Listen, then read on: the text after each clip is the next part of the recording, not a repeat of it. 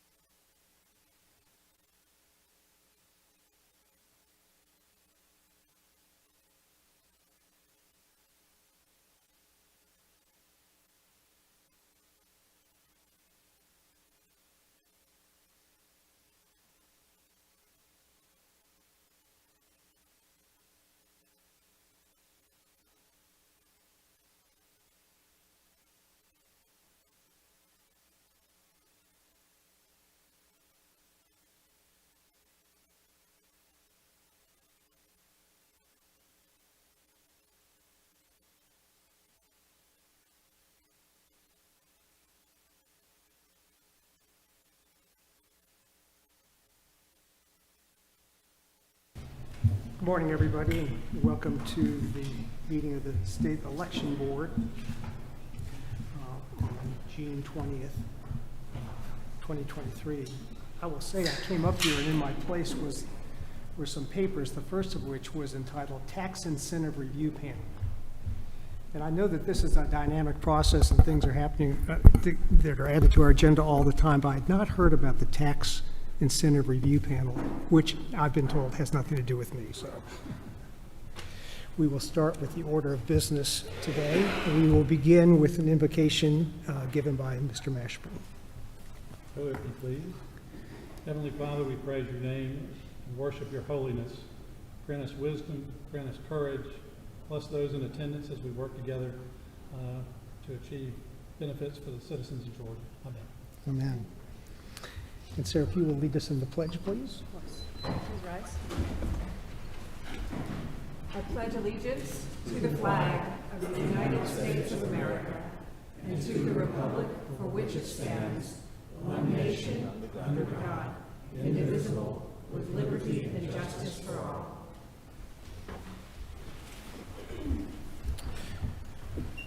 All right. First order of business is I need a motion to approve the State Election Board meeting on agenda and minutes for February 7th of 2023. Is there such a motion? So move. Second? Second. It's been moved and seconded that the State Election Board meeting agenda and report for February 7th, 2023 be approved. Is there any discussion? If there isn't any, then all in favor, say aye. Aye.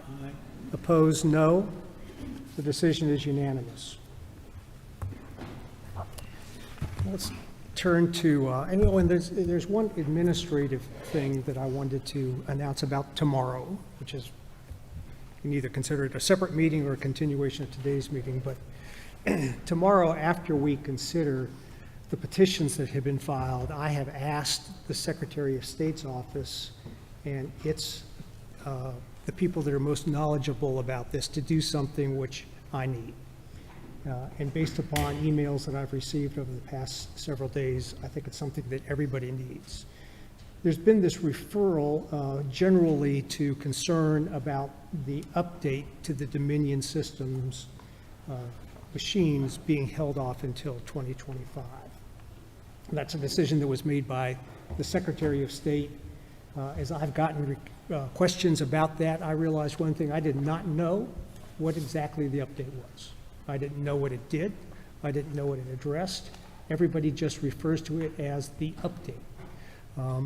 And so I have asked the Secretary of State's office to give a briefing tomorrow after the first item of business, which relates to the petitions, so that all of us will, and many of us for the first time, certainly me, understand what the update is intended to address, what it does address, why it addresses it, and that I've asked for it to be an objective, factual presentation so that we will all understand what the update is and what it seeks to accomplish. The Secretary of State's office, through Blake Evans and Charlene McGowan, have agreed to do that, so we will do that tomorrow. And I would ask all of those that are interested, even if you're not here, to tune in, because I think it will be the first time that we've gotten that explanation. My understanding is that the Secretary of State sent out a letter yesterday. I don't know whether that was for public consumption or whether that just went to people that are in the elections process at the counties. I also know that at 3:30 today, or at least I've been told, that he is having a Zoom call with all the election officials in the counties to answer questions about the update, all of which I think is good, because I think that is something that we all need to know as we consider our respective positions on the update.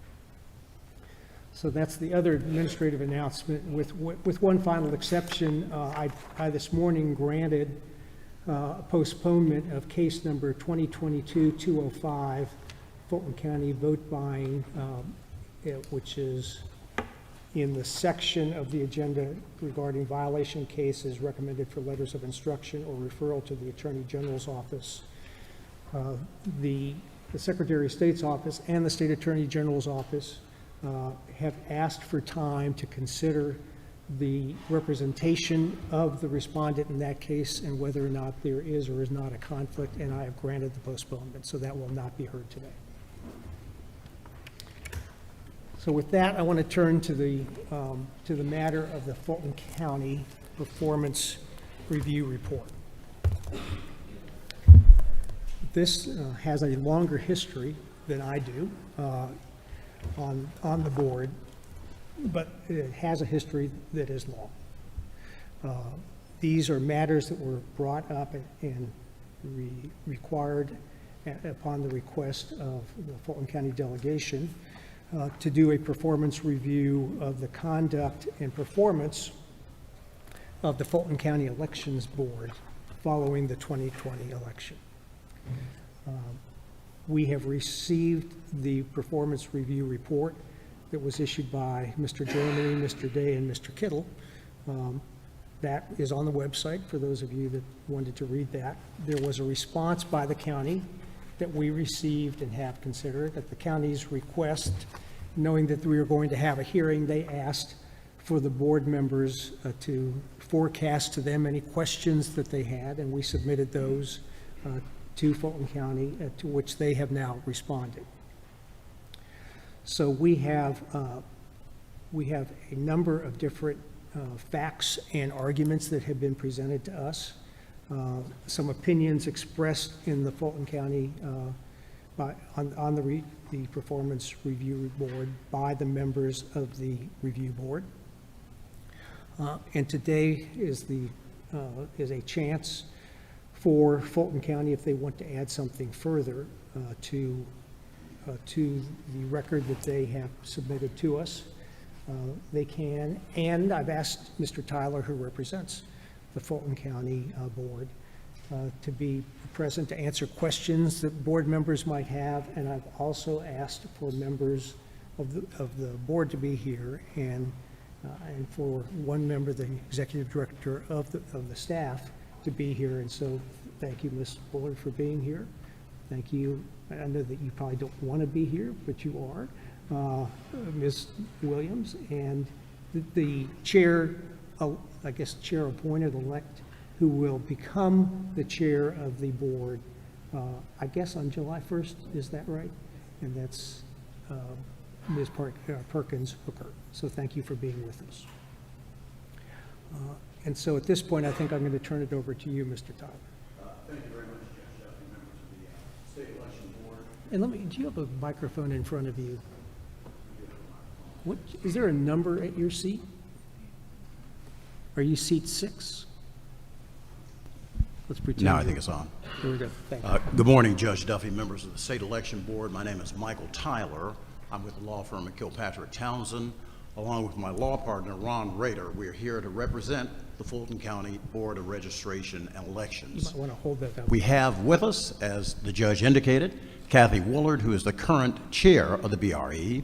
We also have Nadine Williams, who is the executive director of the Fulton County Department of Registration and Elections, and Patrice Perkins Hooker, who as of July 1 will become the new chair of the BRE. I will say briefly, we have been very pleased at the engagement that Fulton County's BRE has had with the Performance Review Board appointed by the SEB. That appointment was made back in August of 2021. The BRP actually had a year-and-a-half investigation, a very thorough investigation. They engaged with the county collaboratively. They issued their report back on January 13th, a very comprehensive report. We then, as the Fulton County BRE, submitted our response on May 23rd.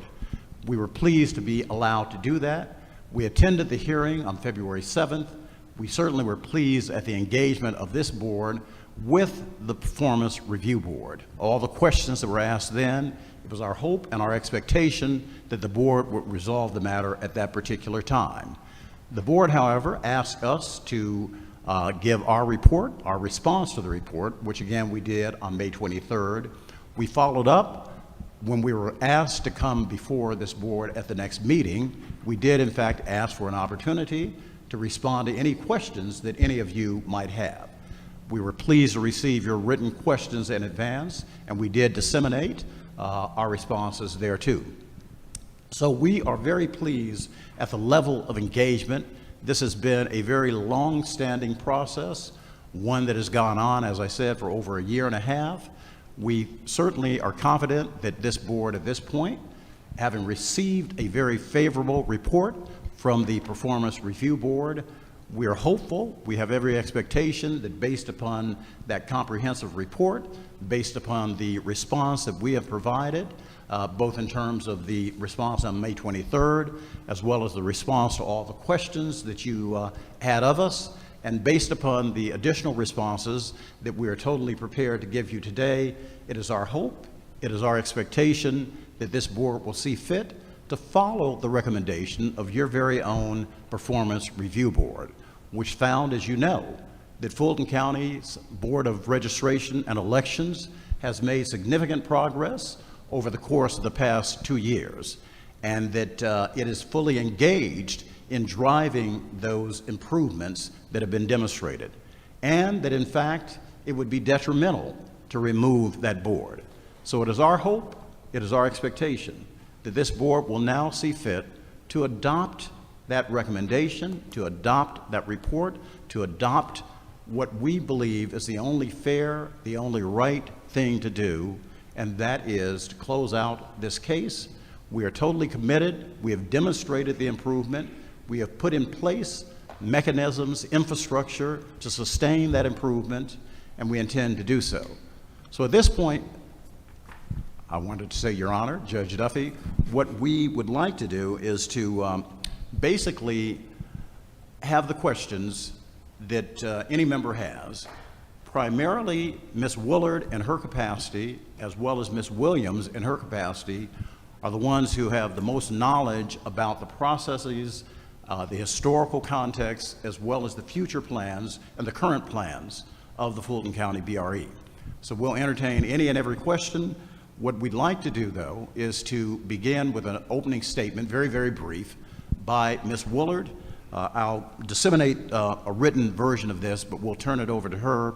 And then any questions that any of you have, Your Honor, we would then entertain and allow the person who has the greatest knowledge to provide the answer, if that works for this board. Again, we're pleased and privileged to be here. Thank you.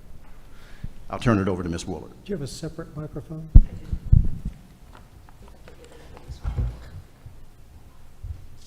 Thank you. Yeah. It's on. Is Thank it you. on? Okay. Great. Well, thank you. I'll be brief because we submitted a rather lengthy statement in response. But I just wanted to thank you, Chairman Duffy, and members of the board for inviting me to speak today and allowing me to be a part of this. As chair of the, I'm going to read a little bit. Normally, I'm a more extemporaneous speaker, but we want to make sure for the record that we make a couple of points. I'm here on behalf of the full board. The full board has been apprised along the way of our communication with you and my posture here. As you know, Ms. Williams is here, who is our director, and my successor is here as well, Patrice Perkins-Hooker, who will become chair. I want to thank Ryan Germany, Stephen Day, and Ricky Kittles for the time and effort of the Performance Review Board. We really appreciate the time that they put in, particularly Stephen Day and Ricky Kittles as volunteers who put in as many hours as we did into this, but no slouch on Mr. Germany, who put plenty of his own time. They reviewed the procedures and processes of the department and observed polling locations and election center operations during the complete 21 and 22 cycles. That's 9 separate elections during that time.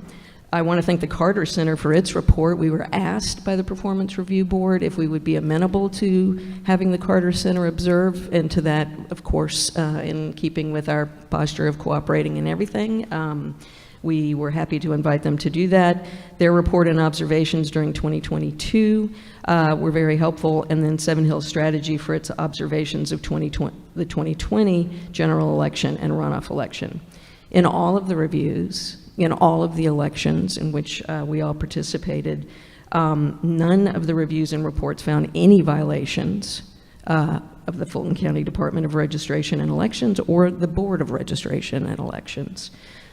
We look forward to ending the process today. We feel like we've made significant progress over time since the performance review was appointed nearly 2 years ago in August 2021.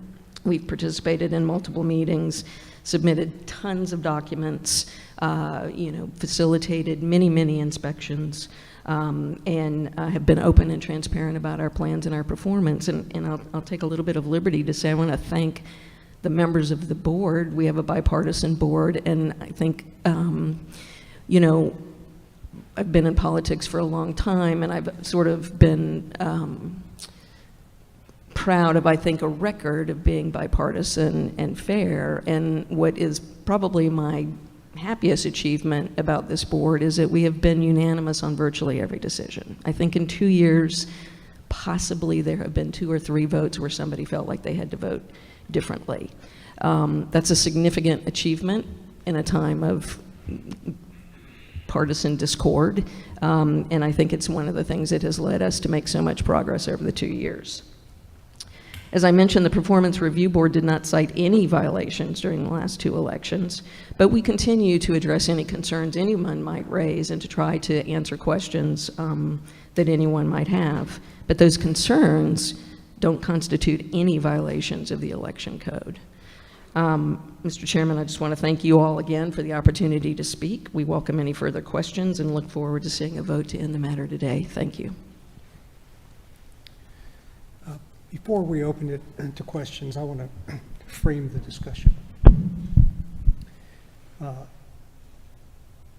Everybody is entitled to characterize what the report says. And I understand your characterization, and I appreciate it, and there is certainly text in the report that supports that. What I want to note is this, and does somebody have some water for me? Not that, because somebody's been drinking out of that already. Is this, that if a fair reading of this report does not say that there are no problems and that there were no problems. A fair reading of this report is that there were significant problems causing a significant change in staff. We now have a change in the leadership of the board. There's an open position on the board, so this anonymity that has been on the board, we don't know whether or not that will continue because it's different.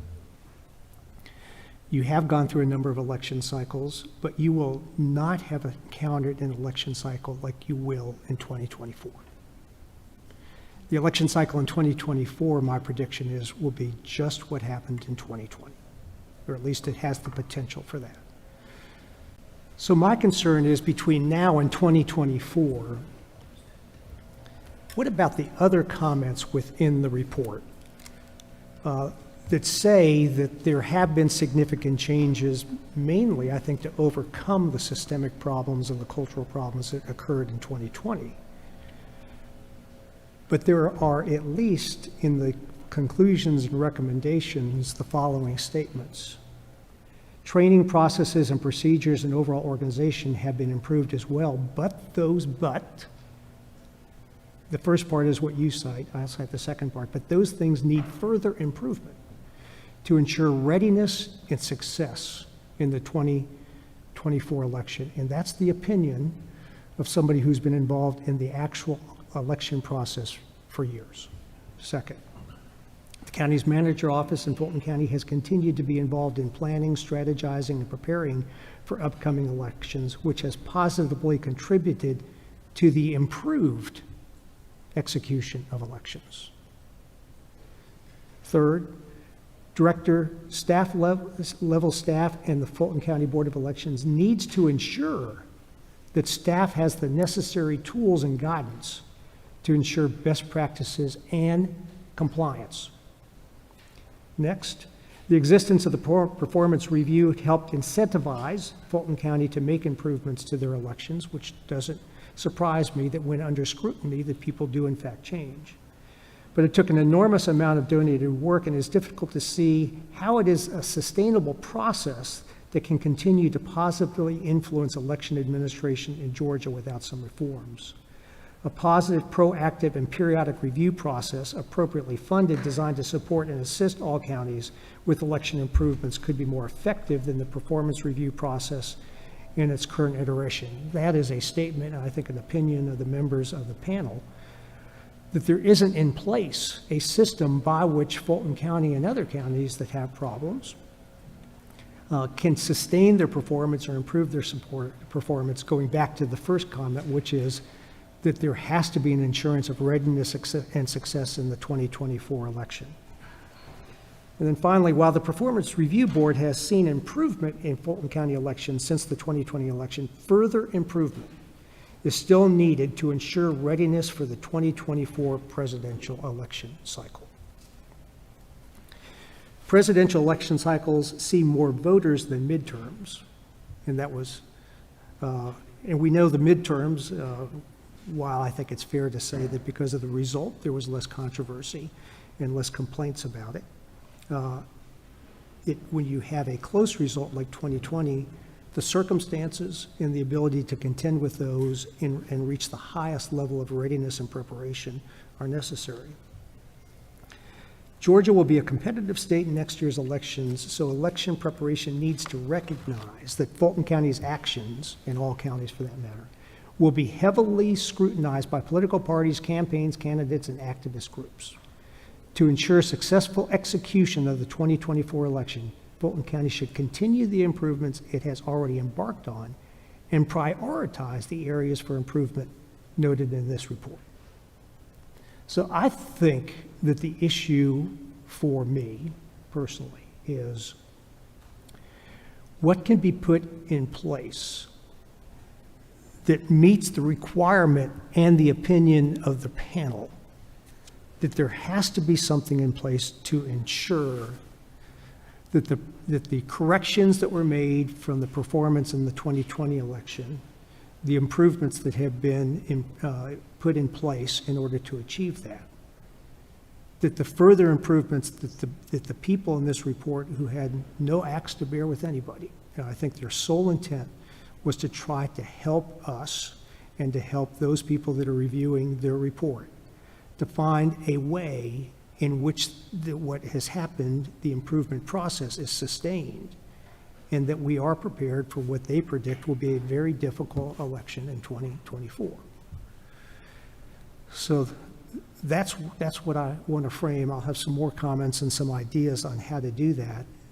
But I think a lot of it is, for me, will be, what would your response be to come up with a means to ensure that the improvements that are made can be sustained?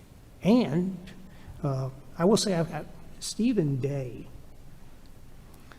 after this work was all done, when I thought he would say, I'm done, I've contributed my hundreds of hours to do this, but was concerned enough to express to me, he said, how might we do this better?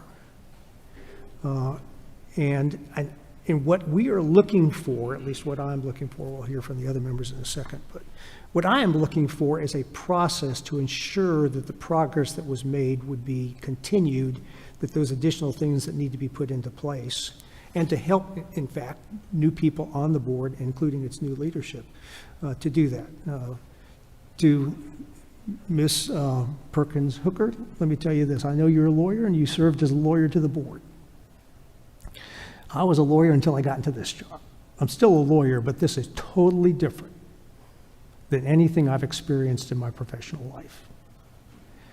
And I think to some extent you need somebody to walk alongside you. I call election directors when I see issues that are percolating, and I call them and talk about what the downside is for the election process and whether or not we can, and I personally can offer them any guidance on what they might do so that they can maintain the integrity of the process. And those have been helpful, fruitful, and satisfying conversations. The question is, are we going to draw a line in the sand, which is, let us go, be done with this, and leave us alone, which is a little bit of what I hear in your comments, Mr. Tyler, or are we going to say it's time to change? It is time to change this process and work, as I've said to lots and lots of election groups around the state. It is time for collaboration and cooperation and to do things differently than we've done them in the past. And I think we're prepared to do that. But before we do, let me let our board members ask whatever additional questions they have, and we'll begin with Ms. Johnston.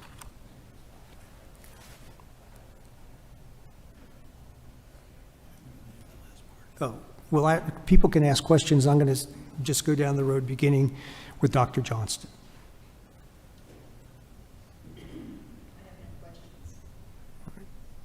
Mr. Mashburn?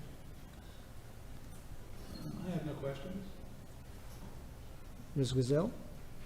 I have no questions. You have questions, or wait for comments? Just questions now. Question, I'll have questions. Okay. Now comments, beginning with Dr. Johnston.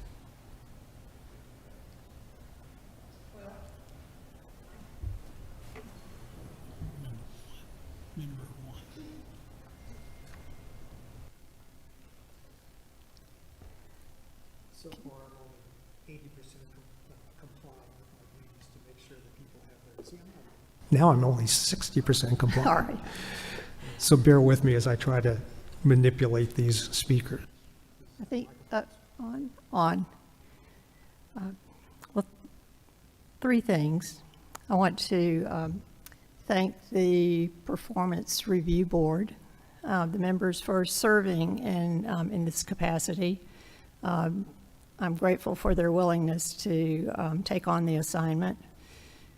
And just would like to say, in my world of medicine, a planned or unplanned, yikes, visit by the Joint Commission of Accreditation creates stress and tension, but its goal is to help doctors and hospitals measure, assess, and improve performance in order to provide safe, high-quality care for patients. And I would wish the same for elections.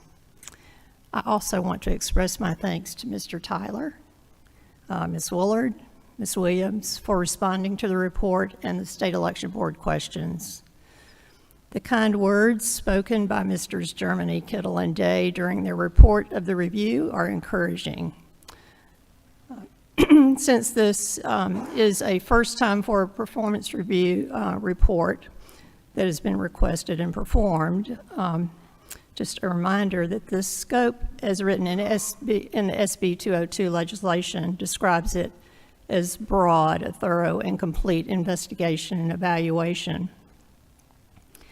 However, the limitations of the Performance Review Board was made evident, suggesting that issues like funding, focus, and scope need to be addressed.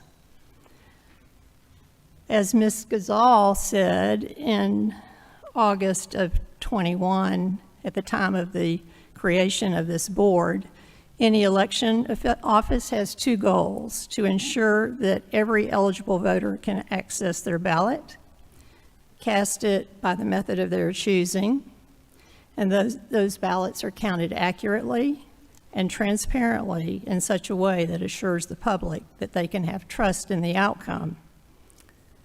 I think that's four, not two things, but nevertheless, it's a great assessment, and I appreciate that. I look forward to the discussion and comments of my fellow board members. Thank you.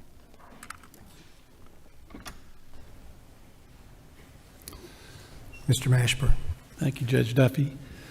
When the Performance Review Board was created, my comments were, I hope Fulton County takes this opportunity to do better, rather than throw up their hands and just say, well, it's in the hands of the Performance Review Board, and we're going to give up. And I'd like to say that I'm very happy that in this years-long process that Fulton County didn't give up. One of the things the general public does not know is that each of these board members, volunteers, have been going to each of the counties, and one board member to a county, and watching especially tabulation centers. So the board members have put in extraordinary amount of time for each county, and we get pictures sometimes from Ed appearing at 2 in the morning, and he's still counting. So the board members worked very hard on this, and during this process, I was assigned to Fulton County. Now, one of the reasons I was assigned to Fulton County was because as a poll watcher, I had watched Fulton County for maybe as long as 20 years, every election.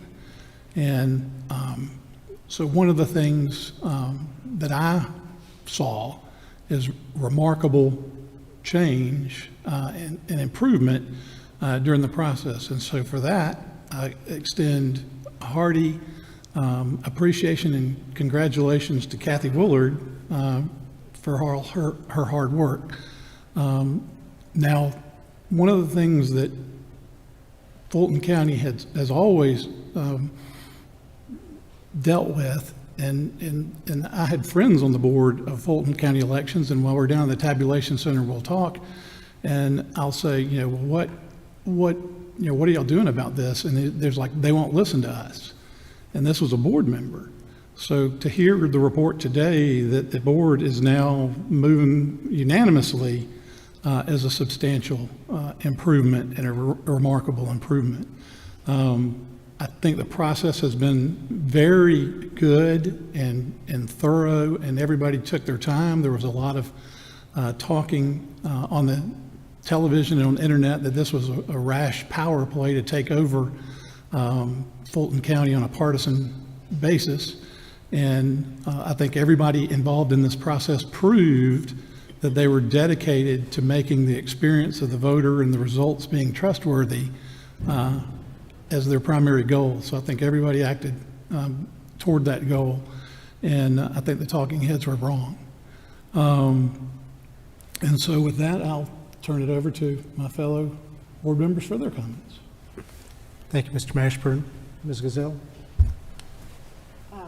Briefly, I just want to thank everyone who has been a part of this process. The members of the review board, including Mr. Germany, Mr. Kittle, and Mr. Day, and certainly everybody involved in Fulton County, starting with Ms. Woolard and everyone else. Ms. Williams has been laboring for 2 years under what has basically been a sword of Damocles.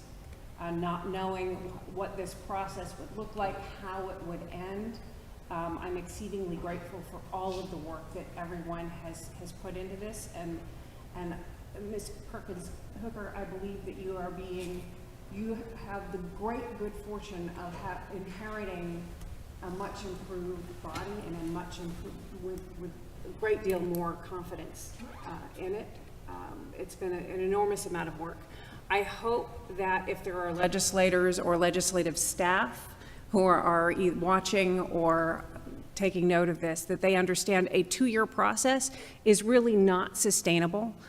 We do need something else. Now, while the focus has been so much on Fulton County, because let's face it, it's the biggest, most important, most prominent county in the state, I think we could probably have similar reports on 158 other counties. And I want to keep that in mind, that as we talk about improvements, these are writ large. It's not just one county that has had problems. We had unique circumstances in 2020. We'll have other unique circumstances in 2024. I hope that counties are preparing for the fact that they may have to do another redistricting between now and then, and that takes enormous resources. I have no crystal ball, but it's entirely possible. So we've reached a great point now, but we can't let up. We have to continue to keep on top of the processes and make sure that we're constantly improving. And I hope that you will see us as an ally and an advocate, and not just as a quasi-judicial body. We're all here to make sure that the voters of Georgia are served. That's our goal, and I hope that we can work together in doing that. Thank you. Thank you, Ms. Gazelle. Mr. Lindsay? Thank you, Mr. Chairman. In response to Mr. Mashburn's comment about my picture, let me tell you why I set the picture. No. It's a good one, because I set the picture of me and the Gwinnett County Election Board to celebrate the fact that among the 4 largest counties in the state, Gwinnett County finished first. But I don't live in Gwinnett, I live in Fulton, so next time out, I want to see Fulton come in first, and I want to see y'all beat Gwinnett in terms of the election, counting. That's part of your challenge, Ms. Perkins Hooker. I am a longtime resident. I think I've spent about 80% of my life in Fulton County.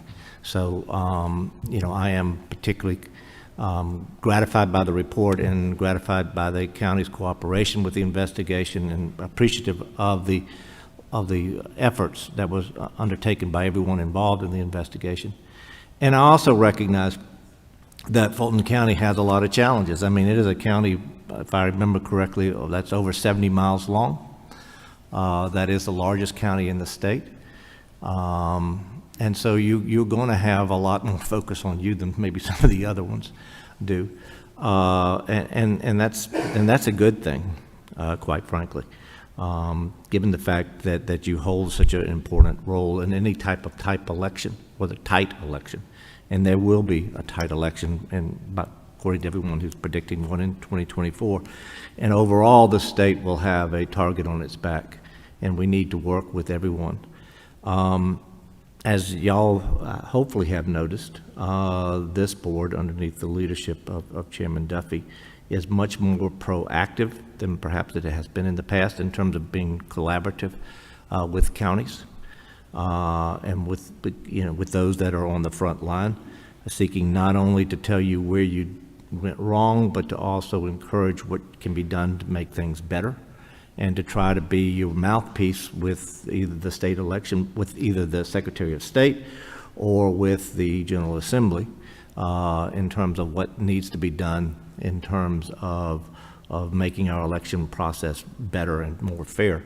A lot of things, having served in the General Assembly, I can tell you that a lot of things that are in theory look good when laws are being considered. However, in practice, become very difficult. So we want to be that advocate, not only to go after folks who misbehave, but to go after folks who are trying to do the right thing to help them do so, and that's our goal.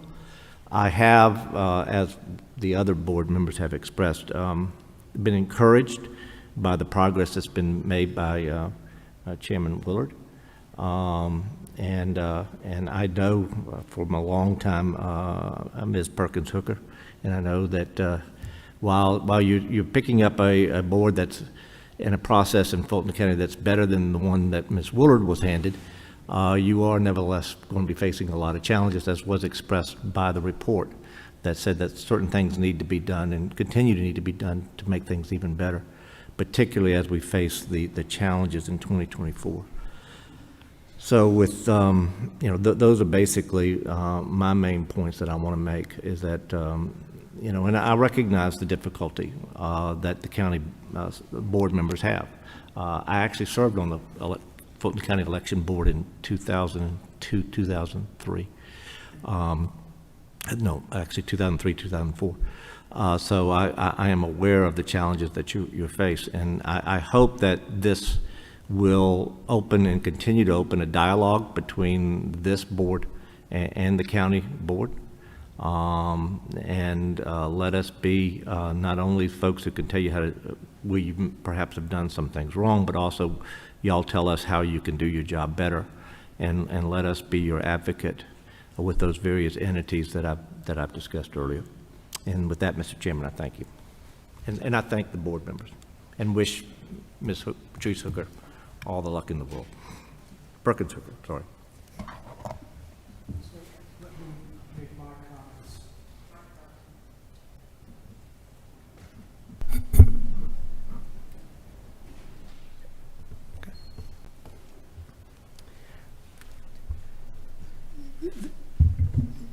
While I've only done this for a year, it seems like several years.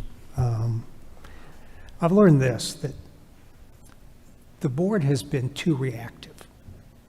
And by reactive, it basically does two things. It responds to complaints, and there are a lot of them. And then it occasionally, in recent history, not often passes rules. And I don't think the state election board should function that way. On July 1st, we become an independent agency under SB 222. We have our first appropriation. Like all entities, it wasn't enough, but it's a start.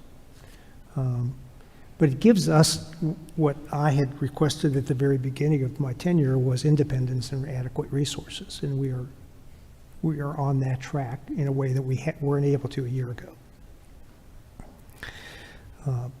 When you're on that track, you can look at what the mission is of the board, and if anybody reads 21.231 of the duties of the board, they're broad.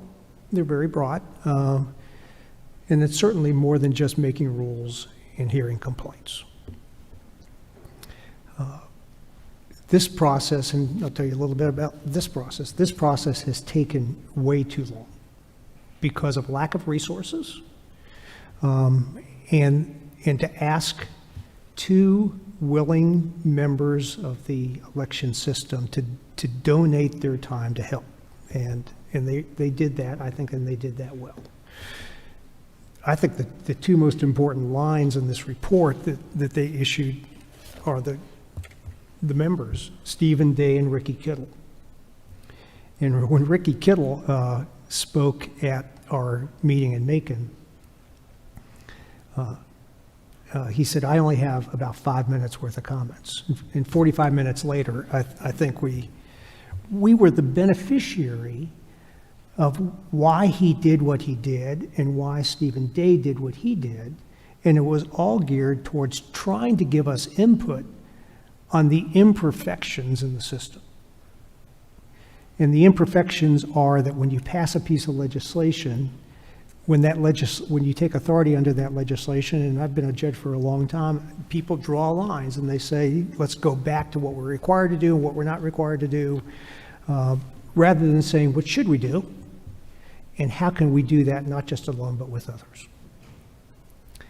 I've been told early on in this process, I said there are maybe 2 other counties that we ought to have performance reviews, and I was told there is no money to do that. And I'm now convinced that there isn't. So we've passed a statute which by its nature is imperfect. And I think by its nature required the investigation to go longer, the review to go longer than it should have. I think longer than it necessarily should have. But that happens when you're working up against a statute and guiding a client and guiding a panel that is constrained by a statute passed by the General Assembly. And I say, why are we doing that? Why are we not taking a step back and looking the way I look at the election process, which are 3 entities? Secretary of State's office, the counties that run the elections, and the state election board. And as I've said often to election officials, those 3 entities are way too siloed. Everybody stays within their silo. They communicate with each other, but there needs to be more cooperation and collaboration between those 3, including us, which I think we're more capable of doing now that we are an attached agency to the Secretary of State's office. It's really interesting in this job how often something I've done in the past informs me on suggestions on the way that we might lead forward in the future. And when I was the United States Attorney, one of the first things after I was the United States Attorney is I was told that we were going to have an evaluation by the Administrative Office of the Association of United States, of the Department of Justice. And what they were going to do is they were going to send a team, not of hired consultants, not of outside third parties, but a collection of people from other United States Attorney's office. And I think ultimately the team was about 7 or 8 people. And they had a checklist of what they were going to inspect when they came to our office. One, I knew what they were going to inspect, and when I looked at it, I said, those are the things that need to be inspected. And if we're doing something poorly, I need to know that. And if we're doing something well, I need to know that so I can tell the people that are doing things well that they are. And secondly, if they're not doing things well, what we can do to meet the expectations of the team. They spent 3 days, filed a written report with me, briefed me when they were done, and I found it incredibly valuable. And because I was being evaluated by people that had the same job I had, in the same environment in which I worked. I said, why does that not exist in the state of Georgia? You know, why don't we have a system so that big counties can help little counties can help big counties, and finally sit down and say, what is it that a county needs to do to run as fairly, efficiently, with integrity an election? And can we come up with a list that we would distribute to everybody and say every 3 years, somebody's going to visit you and see how you're doing against that list? The list does not exist. The structure to do the collaborative review of each other does not exist, and it should. people that are best capable of helping us develop a system like that is Fulton County right now. And I'm convinced, having met with election officials in other counties, that not only would they endorse that, I think they're desperate for it.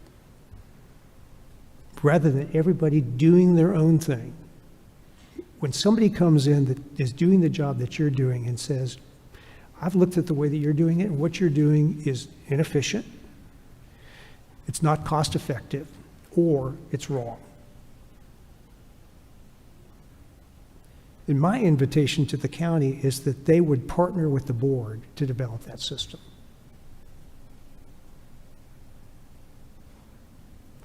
And on behalf of the board, we haven't voted on this, but I could say on behalf of the board,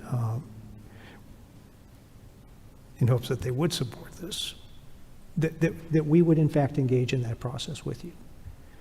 And we ought to do it right away, because we ought to begin at least telling people in the counties what we expect collectively, so that they can have at least a few months to prepare before the 2020 election.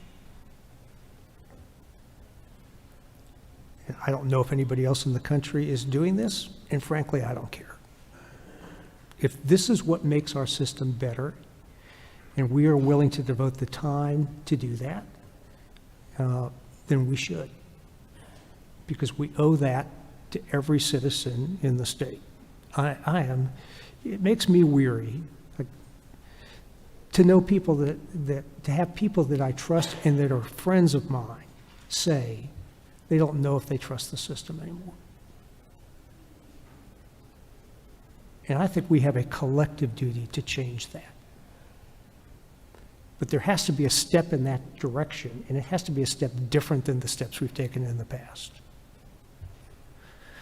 So in a second, I'm going to entertain a motion on what our response is to the board report. My hope is that I would get a response from Fulton County that they are willing, able, and enthusiastic about doing things differently in the state. Does anybody else want to add to that? Is there a motion? I would like to move that we accept the recommendations of the Performance Review Board and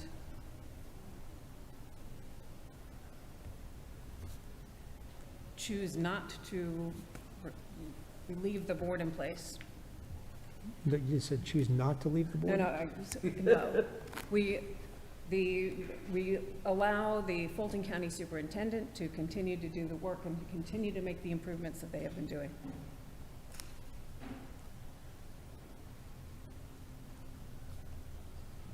Is there a second? Second. It's been moved and seconded that we accept the recommendation of the Performance Review Board and allow Fulton County to continue in its current organization and to continue to make improvements in anticipation of the 2024 election. Is there any discussion?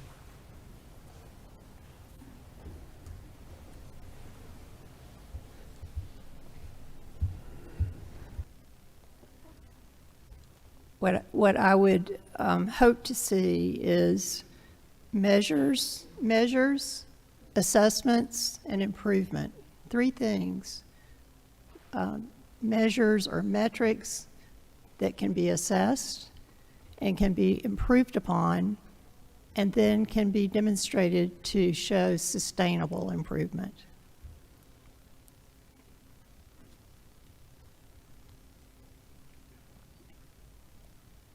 That's a comment, but that's not a modification of the motion? No. Mr. Mashburn?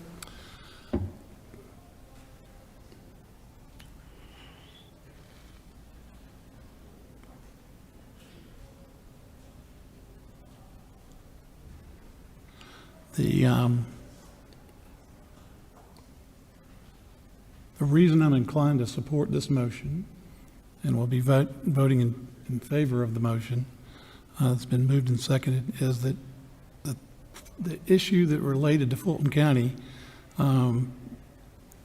there's no doubt about it.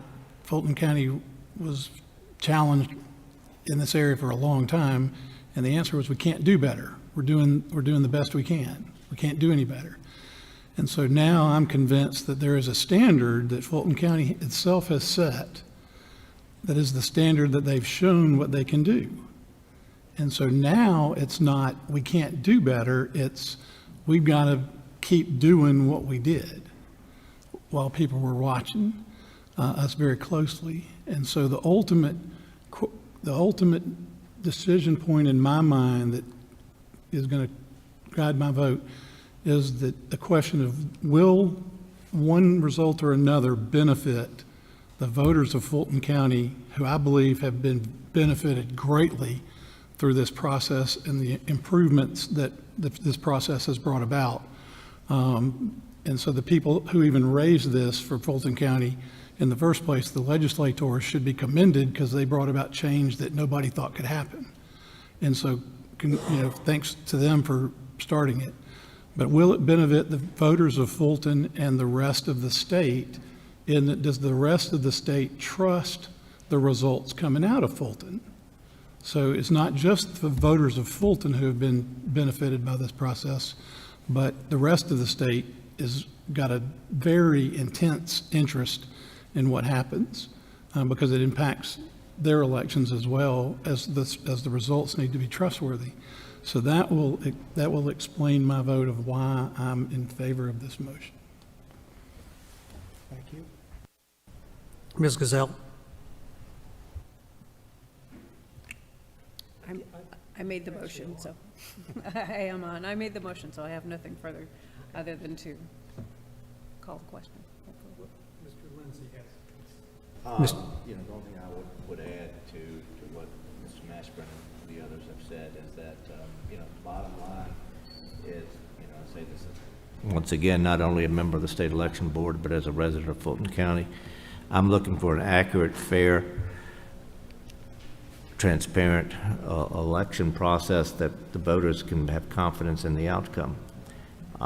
Given the efforts by the Fulton County Election Board over the last 2 years and underneath Ms. Willard's leadership, and having confidence because of my history with Ms. Perkins Hooker, I believe that progress will continue.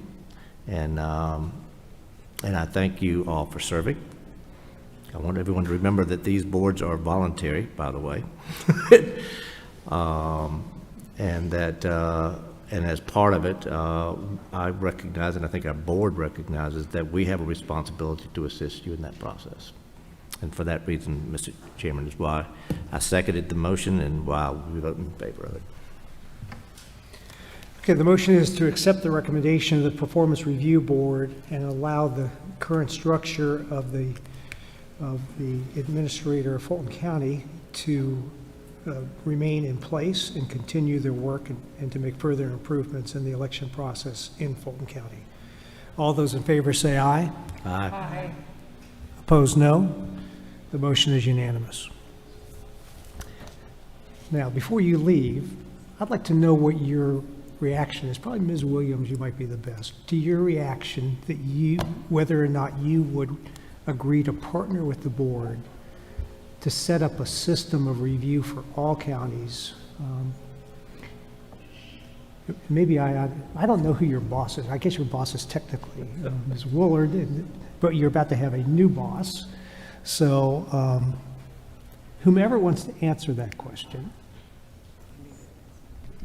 The issue she has. And then I can let my successor answer for her. I've learned quite a lot in my 2 years in this tenure.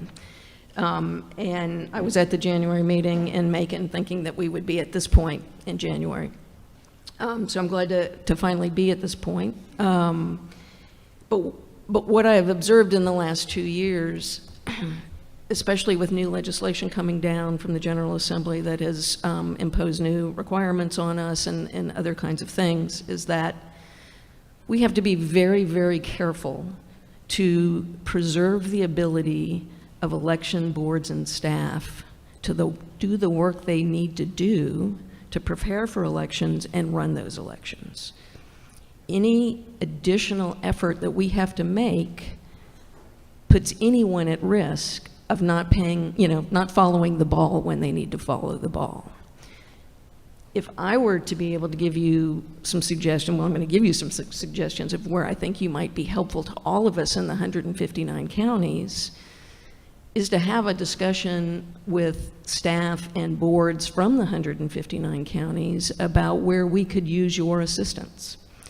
I've been very frustrated over the last 2 years that there hasn't been some conversation at the General Assembly about the impact of some of the changes that have gone on, particularly with Senate Bill 202. And I'm not saying this from a partisan perspective, but I'm saying this from an operational perspective.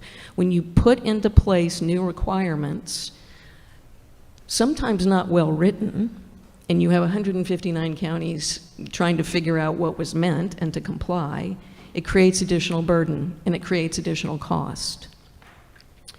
When you don't do an assessment about whether the changes that have been brought to us have achieved the desired objective, then you've failed to analyze whether you've actually achieved that.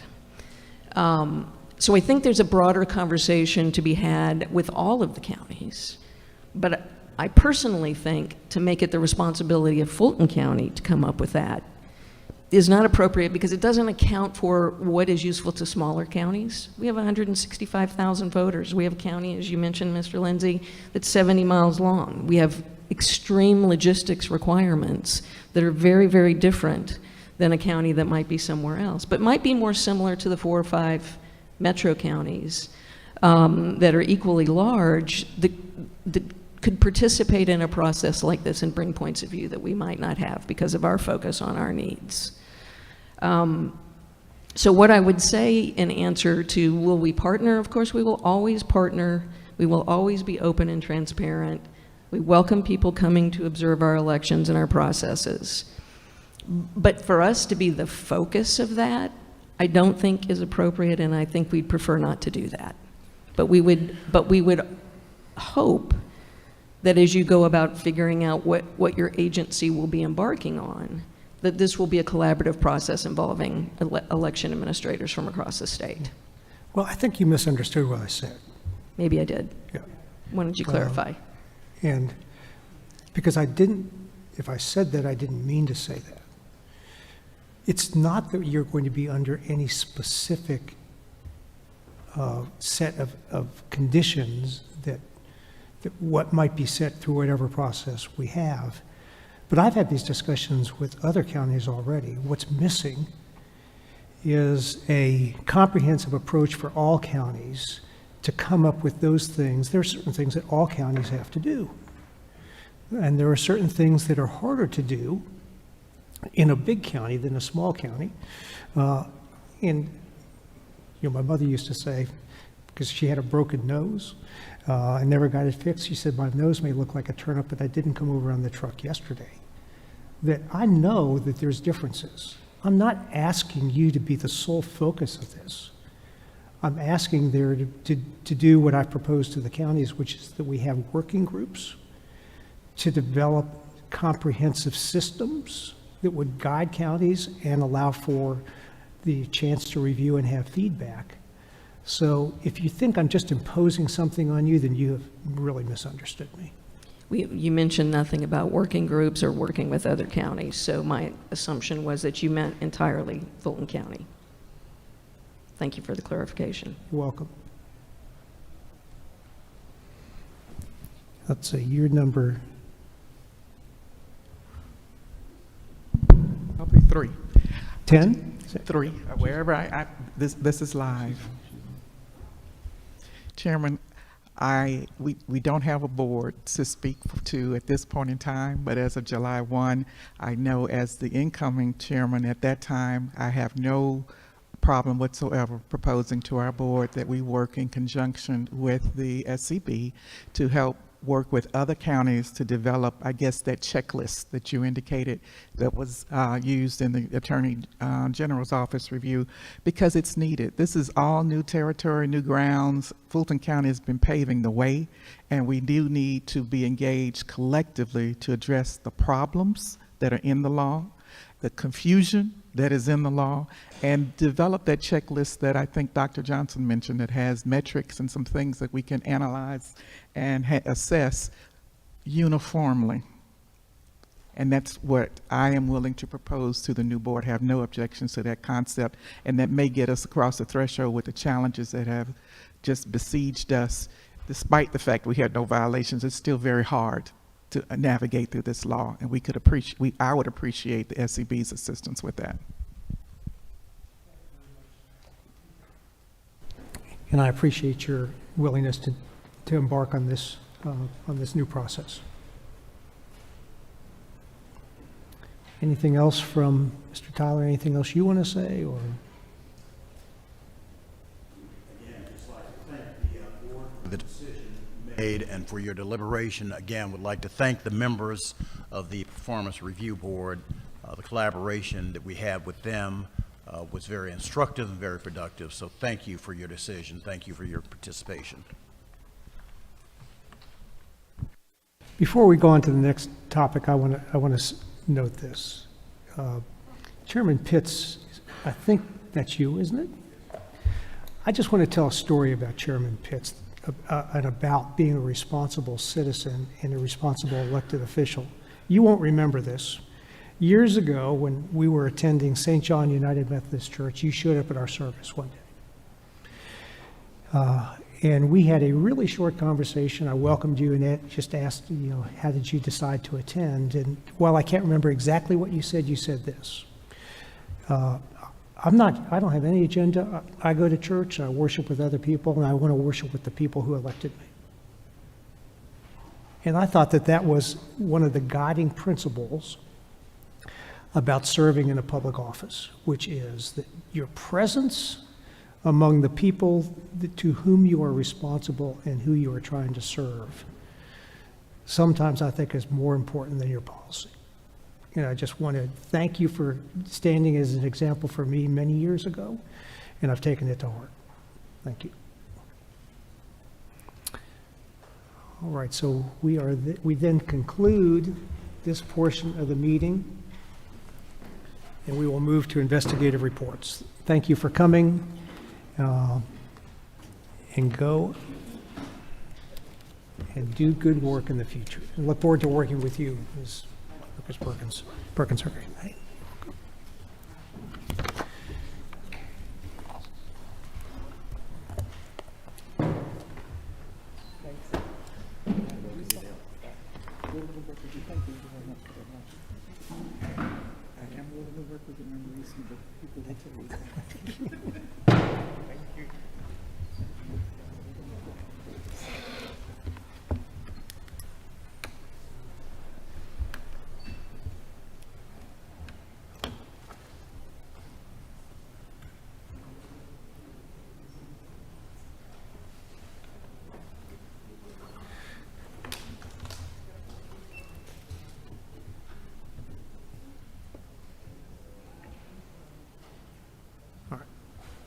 So we're now going to turn to item number 4 of the agenda, which are cases that the investigators who investigated them have recommended to be dismissed. Those are listed on the agenda. There are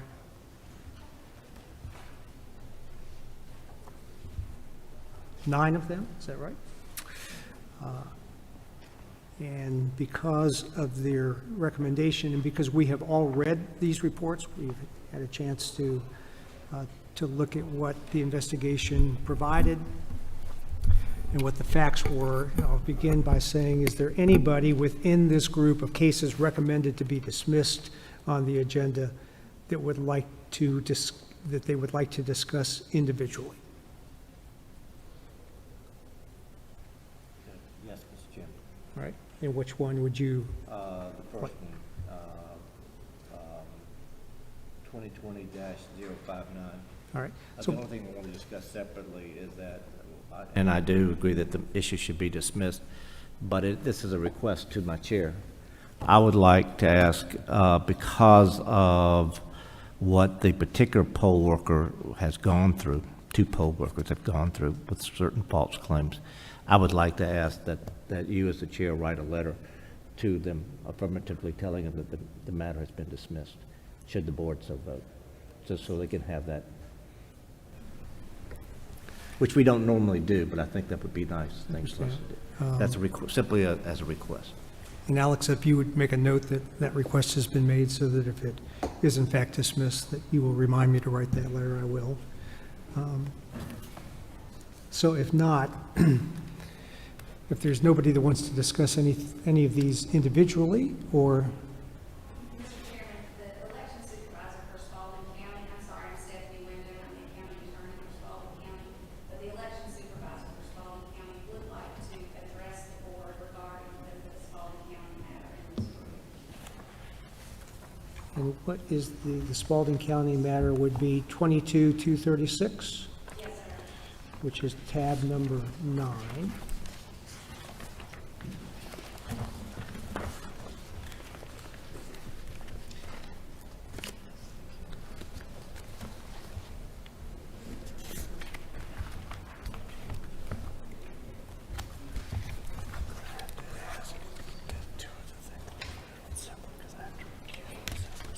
Has this been provided to us before, or is this new? Pardon me?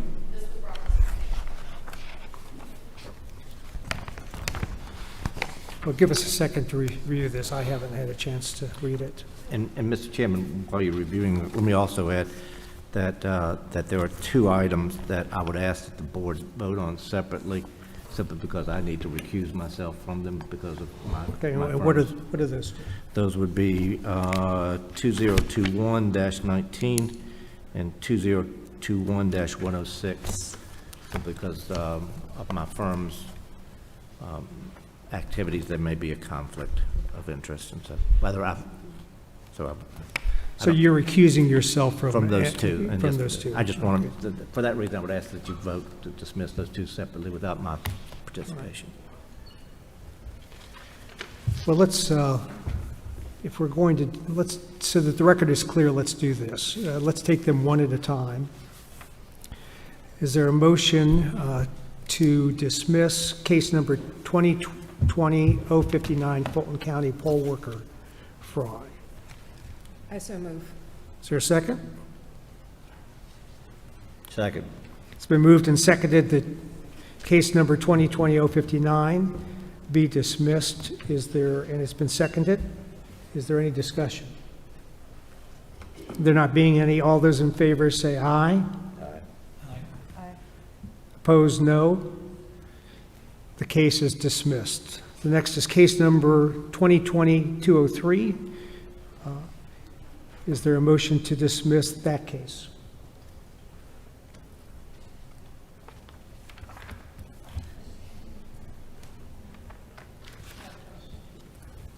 So moved. Is there a second? It's been moved and seconded that case number 2020-203 be dismissed. Is there any discussion? I have a question about the case.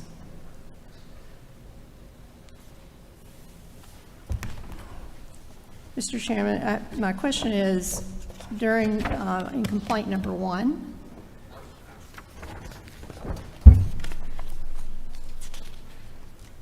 how many ballots were scanned during the time period in question?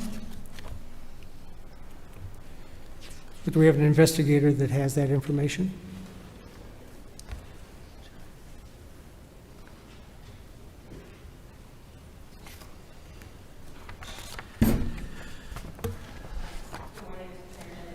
Wait. I am Charlene McGowan. I am the General Counsel for the Secretary of State's office, and I was prepared to present case 2020-203 if the board wanted to hear additional information about a summary of the case. But I also can answer specific questions if you would like.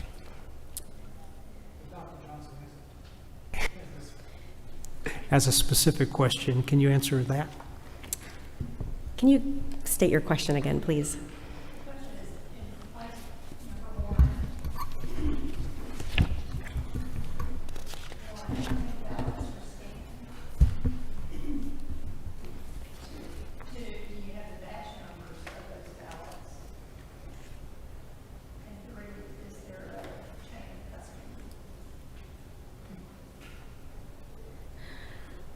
So I'll sum up what complaint number 1 is for SCB 2020-203 for the people listening.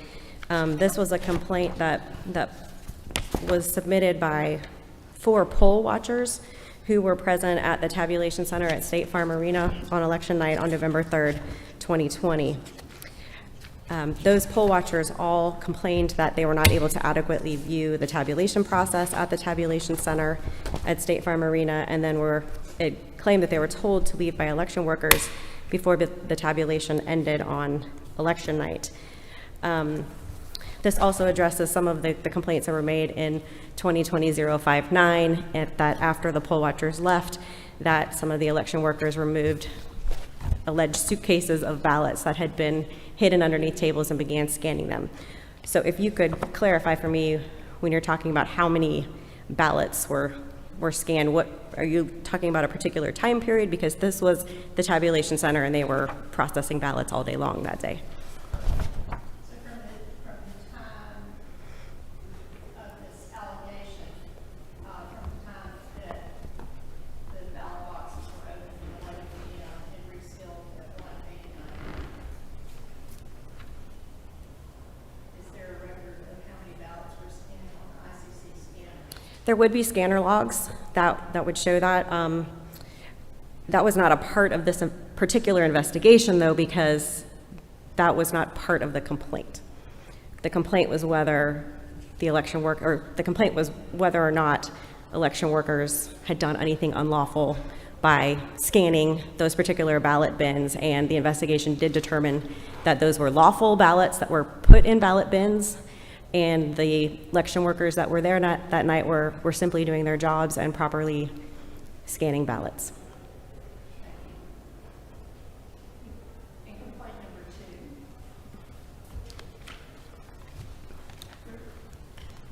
Was there a contract with ACLU, and were they paid? Fulton County, the investigation did discover that Fulton County did have a contract with the ACLU attorneys to assist with helping voters who needed to cancel their absentee ballot go through that process and sign that affidavit, so that if they showed up to vote in person, they were assisted in being able to cancel their absentee ballot and be able to vote in person.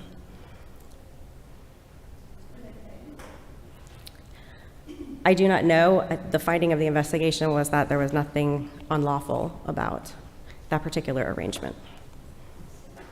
Did those workers all sign an oath? Were they vetted and checked?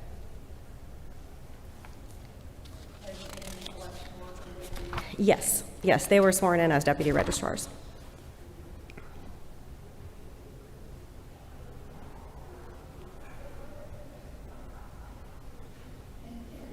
Further in complaint number 2, there was a report that the union personnel were removing ballots from the tabulators. Is they legally approved to remove the ballots?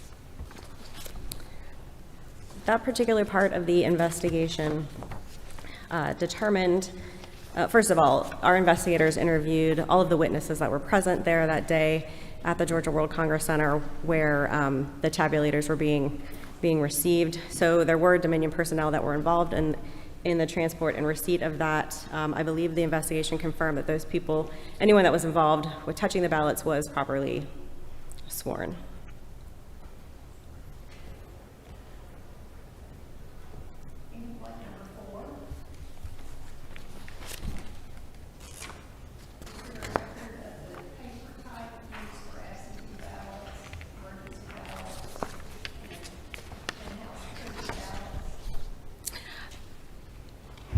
Yes, so this is the allegation relating to a complaint that pristine ballots were found by auditors that were present doing the hand count risk limiting audit that was done at the Georgia World Congress Center. As part of that investigation, the investigators did look into the claim that pristine ballots were found and looked at the particular box and batch numbers that were identified by the complainant in complaint 4. Investigators did review those ballots and determined that they did not meet the description provided by the complainant. They did not appear to be counterfeit. They appeared to be lawful ballots. As part of that, our investigators did obtain a lot of information from Fulton County regarding, both the emergency ballot procedure, and they did determine that emergency ballots, as well as, that emergency ballots were printed on different paper.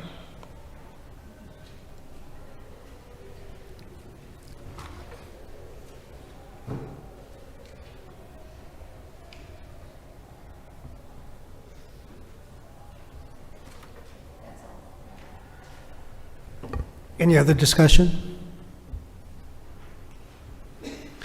It's been moved and seconded that case number 2020-059 be dismissed.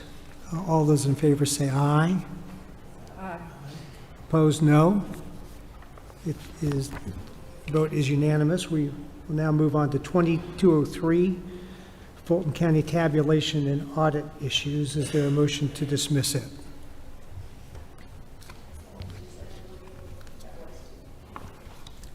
Or, excuse me. Well, I thought that was 59. You've already covered that. Okay, well, good. We're moving right along. Case number 2020-225, Henry County. Is there a motion to dismiss that complaint?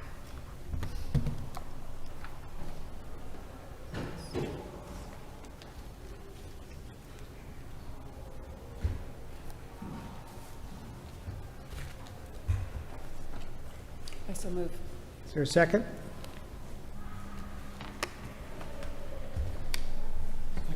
It's been moved and seconded that case number 2020-225 be dismissed. Is there any discussion?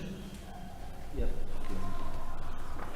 Perhaps we need to do it by rule or statute, but the final party investigated reported there was no SCB rule or statute that prohibited the issuance of multiple ballots to a voter. I gotta ask, why not? And if we don't have such a rule, we need to definitely come up with it. In this particular case, there was only one ballot cast, and so that part was good. But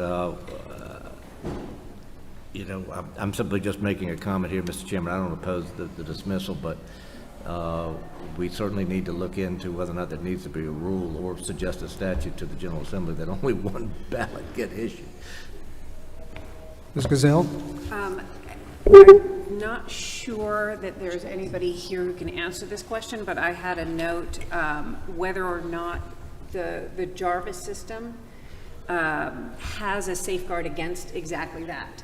Because the allegations here were that poll workers were losing their spot reviewing the list and accidentally printed the same ballot multiple times. So I don't see Mr. Evans here at the moment, but I would like at some point to understand whether or not this is something that the Jarvis system can prevent happening again. There's Mr. Evans. There he is, speaking of the devil. We have a question for you. Sorry to put you on the spot. We're reviewing a case from Henry County in which poll workers, I'm sorry, I don't want to do your job, Ms. Koff. Would you mind very briefly giving an overview of what happened in Henry County? And that would be SCB case 2020-225? Yes. Sorry.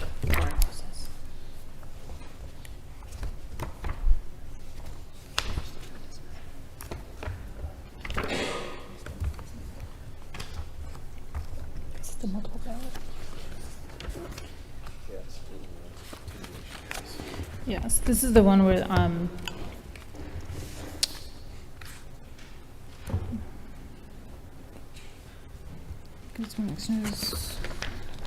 this was a continued case. This is the one where the superintendent shall procure a sufficient number of blank forms of returns made out to the proper manner and headed as a mature.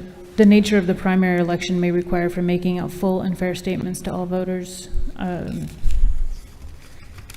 This is the one where the guy he had a couple of applications. We had continued this from last month. So the question was about Jarvis, if that would catch that.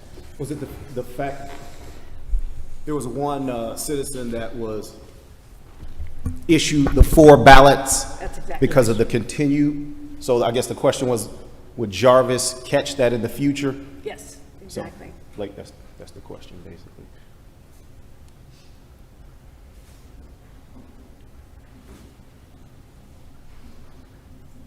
And for context, Jarvis is the new system that has been put in place for the registration. When you say catch that or prohibit it? Either way, Prevent is there something within Jarvis that would either signal to, because there may be a reason to have to print a second ballot, so I wouldn't want it to prohibit printing a second ballot, but to give a notification to the registrar or the deputy registrar that multiple ballots have been printed. A red flag, something, rather than just, Allowing Yeah, it. so you can only issue one live ballot at a time. okay. And so in order to issue a second ballot for somebody because they made an error on their first, then the person at the county would need to cancel the existing live ballot to issue that second ballot. And the cancellation would occur in the system. Okay, so that answers the question, thank you. But the Chairman, in that case, let me, if I may be allowed to make a substitute motion, and that is instead of a dismissal, that we do a letter of instruction regarding the system and a letter of instruction on how to make sure that this sort of thing doesn't happen again. So let's see.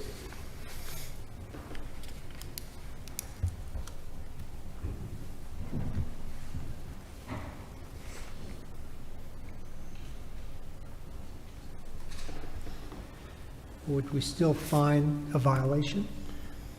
Or are you saying dismiss it? Dismiss with a letter I would dismiss, but with a letter of instruction on proper procedures to ensure that this does not reoccur in line with what was previously outlined. We would issue the letter of instruction first, and then we would dismiss it second. Yes. Once we dismiss it, we have no jurisdiction. Issue the letter of instruction. I mean, don't I have, as the chair, the power to send a letter saying that the board expects for them? And do I have to, couldn't I do that anyway, even without a complaint? I mean, we can dismiss the complaint, I could still send the letter, can't I? I agree with your comment. Okay. Yeah, that's one. Thank you. I accept that friendly amendment to my. Well, one of My the questions I still have is, if there's no rule prohibiting that, that's what Jarvis does. But there's still, there are a lot of inventive ways in which people could circumvent the process. Should we still have a rule that makes it?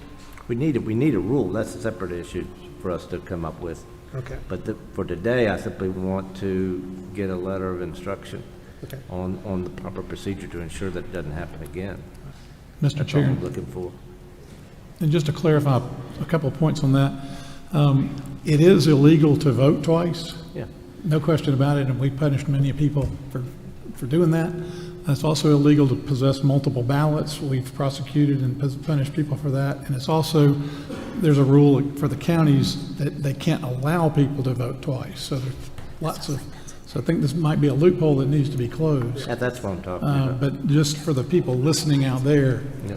who might get the wrong idea, I wanted to clarify that. Thank you. So the motion still is to dismiss, it's been seconded, this particular complaint, which is 2020-225, but there's also been a request, which is not part of the motion, that I send a letter to tell them that they have to follow proper procedures, including whatever the Jarvis procedure is, which I guess, Mr. Evans, if you'll look at the letter to make sure what I say is correct. But at a different time, will we consider whether or not we will consider whether or not we need to amend or adopt a new rule prohibiting multiple issuance of ballots. Yes, Mr. Chairman. Any further discussion? So, Alex, did you make a note of all those things? Excellent. There being no further discussion, all those in favor of dismissing case number 2022-25, say aye. Aye. Opposed, no. It passes unanimously. The next is case number 2021-19, which is a case that Mr. Lindsay is recused from, so he will not participate either in this matter, including the discussion of whatever motion might be made, nor will he vote on it. Is there a motion to dismiss 2021-19?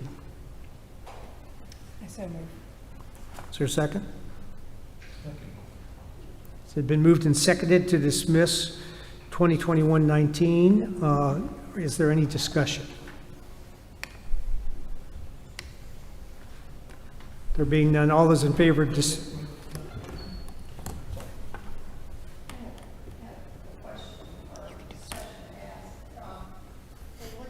case, I think this particular case should be dismissed, but it raised the question of services offered to voters for transportation to the polls. And my question is, if transportation is offered, I would want that it to be offered to every eligible voter in the state. I think offers of vote vouchers or Uber vouchers should be accessible and applicable to every eligible voter in a statewide election. And I just wanted to make that point. This case, I think it was the report initially, the report said it was offered to people in Atlanta, but when looking further, it was actually offered to everyone in Georgia. But it did not take but 2 minutes looking on the internet, and I found Uber vouchers offered to by nonpartisan nonprofit groups for particular candidates. So I really would like to make the point that it's one thing to offer rides as a community service act, a civic-minded sort of act. It's another thing to vote haul, which is what it's called, vote hauling, to get people to the polls. But of course, we're considering a specific complaint as it relates to specific conduct.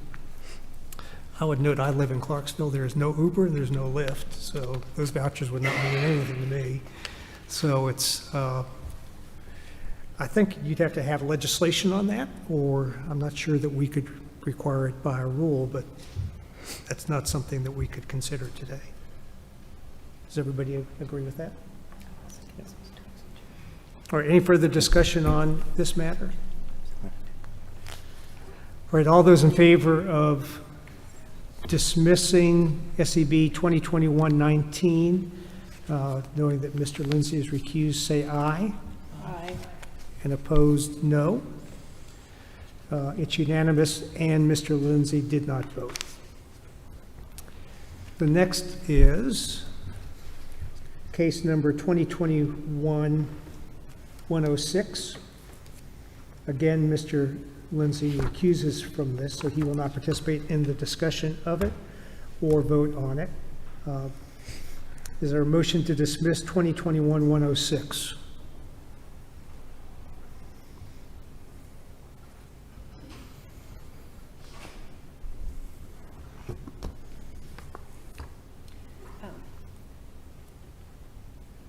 I so move. Is there a second?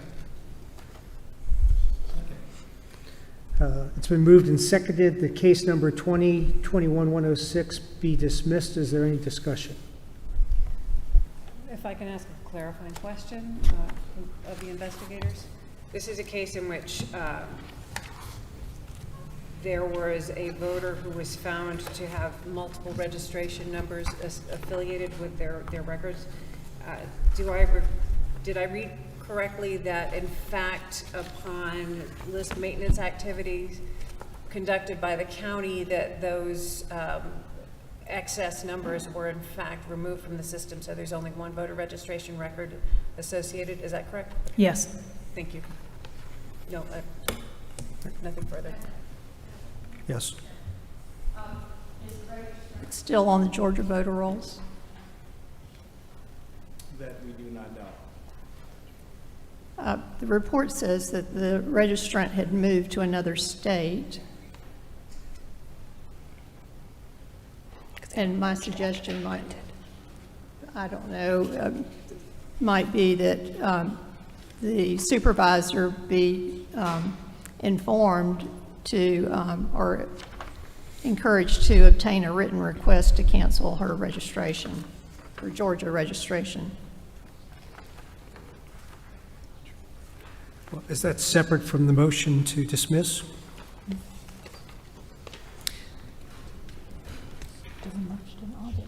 And if it is, what specific additional activity are you recommending?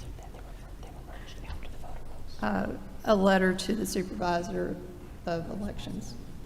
By whom? By you. Well, having spent about a month looking at registration and cancellation, mere move and changing an address is not presumptive that they are no longer a resident and allowed to vote in Georgia.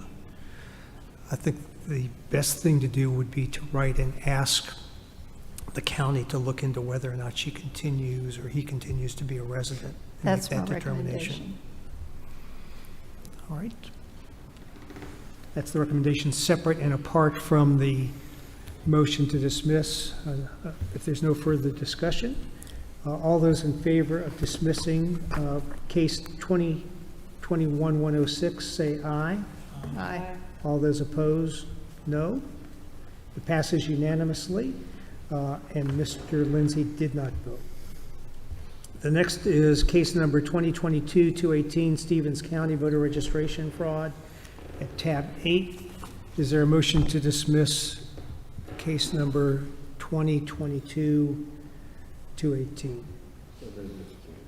Is there a second?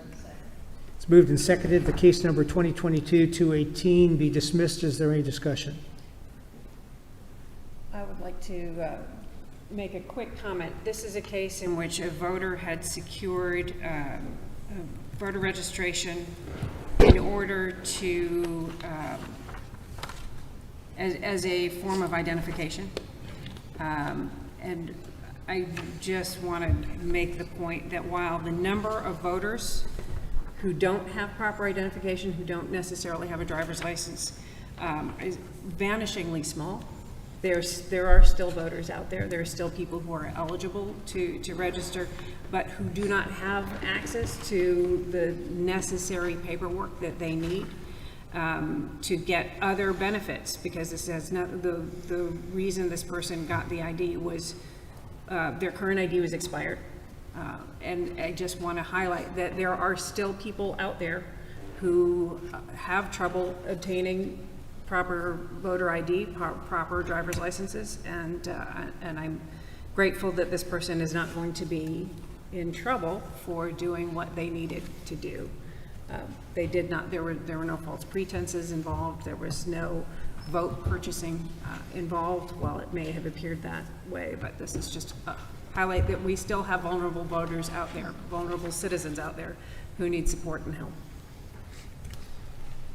Well, I think that's a good comment, especially for the person who has had the complaint dismissed, and it's an interesting and true observation. So thank you for making it. All right, all those in favor of dismissing 2022-218, say aye. Aye. Opposed, no. It passes unanimously. Now we're to Spalding County. This is case number 2022-236. Spalding County has given us some information about their case. Give us a second to review it.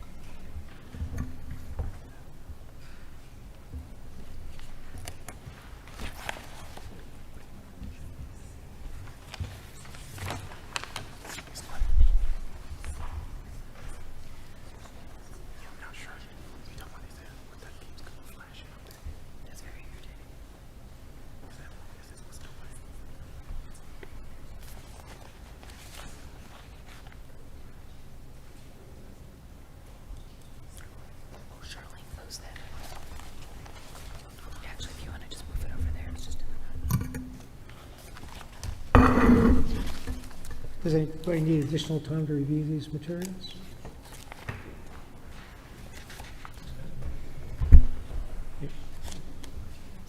You have a questioning look in your eye.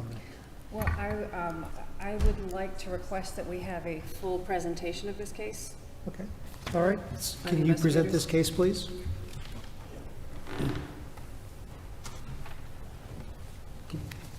Can you make a presentation on this case so that we have the background and everybody else has the background?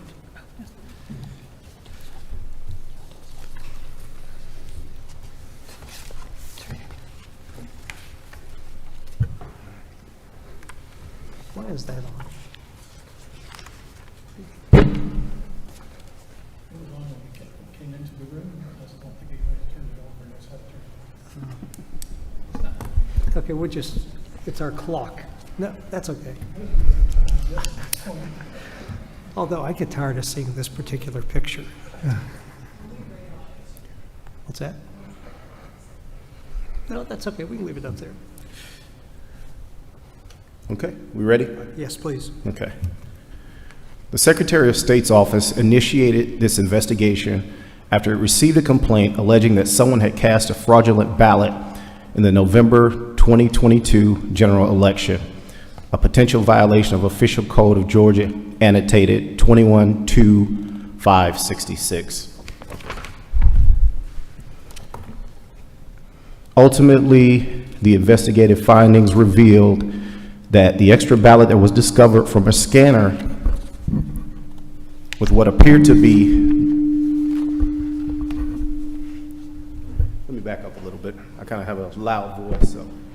What appeared to be notebook paper style lines was tested and subsequently determined by the Georgia Secretary of State as being printed on authorized security paper. The Georgia Secretary of State's office also determined that the BMD printers are capable of printing ballots in a format that looks like notebook paper. Style lines if certain printer buttons are touched. Interviews were conducted and none of the poll workers noticed anyone acting suspiciously nor did they notice or locate any stray paper laying around or near the voting booths during the routine voting equipment inspections.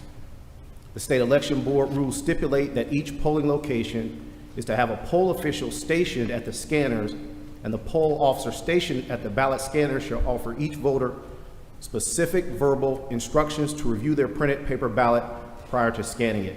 However, the investigation cannot conclude there is sufficient evidence to show that election officials were not properly monitoring the scanners, which led to the ballot in question being scanned into the scanner. Additionally, there were reports of multiple printer malfunctions, and as the BMDs are not closely monitored like the scanners, there is the possibility an unidentified voter could have interfered with the printer buttons during one of the jams and inadvertently printed the duplicate ballot. The poll manager performed the proper reconciliation process and was able to catch and remove the ballot in question, and said ballot was not included in the tabulation.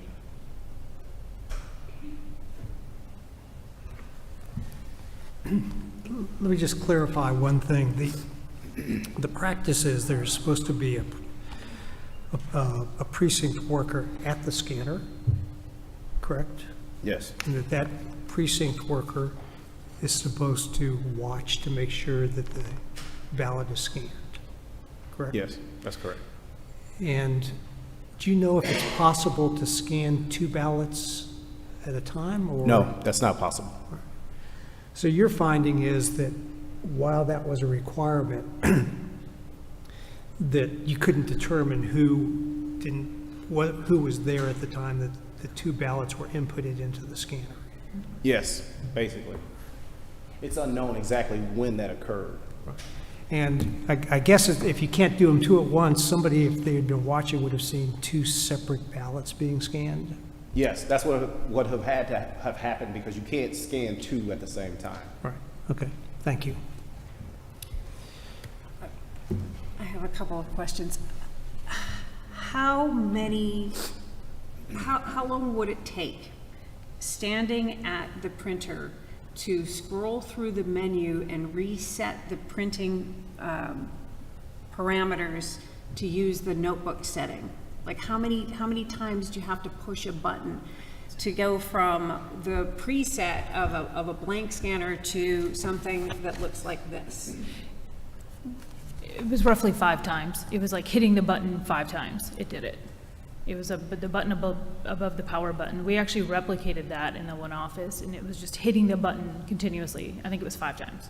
And does it stay on that setting, or is it, would it, so in other words, would subsequent ballots from that same printer still look like this, or would it simply, would it revert to the standard preset with a blank printing? I think it defaulted back to the original. It reverted back because there were no other ballots printed on that type of paper.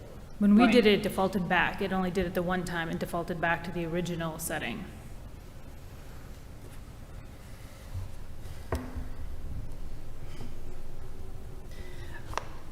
I also wanted to thank you all from Spalding County for providing this. This is extremely helpful to us to understand exactly what happened. And I also wanted to point out the fact that this was caught the day it happened. It was caught through normal reconciliation processes. This is one of the very absolutely critical safeguards that occurred throughout the early voting process. You have to make sure that what goes in is the same thing that comes out, and when you have an extra number, you figure out what happened, and that you all immediately reported it. So I wanted to thank you for that diligence.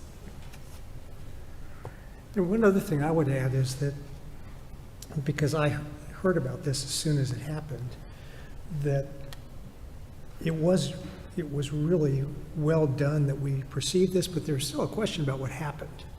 And a complaint that's initiated is the only way, it's the fastest and most immediate way to get an investigator out there to find out what had happened. And so a complaint in a case like this, the purpose of the complaint system is to find whether or not something's there or not there. It also gives us the chance to get information in order to make a decision, which I think we got in this case. So, what's your number? Are you, speak into that, see if that, can you speak into the microphone? I just want to see. Now try. Okay. All right, can you hear me? Got it. Yes. Thank you, and thank you for allowing me to speak. I'm Kim Slaughter, Election Supervisor for Spalding County. I'm here this morning to speak on behalf of Spalding County voters, the Spalding County Board of Elections and Voter Registration, my staff, and myself in regards to State Election Board Case 2022-236, fraudulent voting.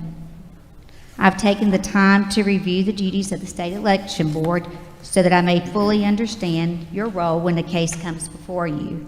And I would just like to share a quote that I did find on there. Voting is indeed the most fundamental act of citizenship, and public voting sets the foundation upon which cities, counties, states, and the national government are empowered to function.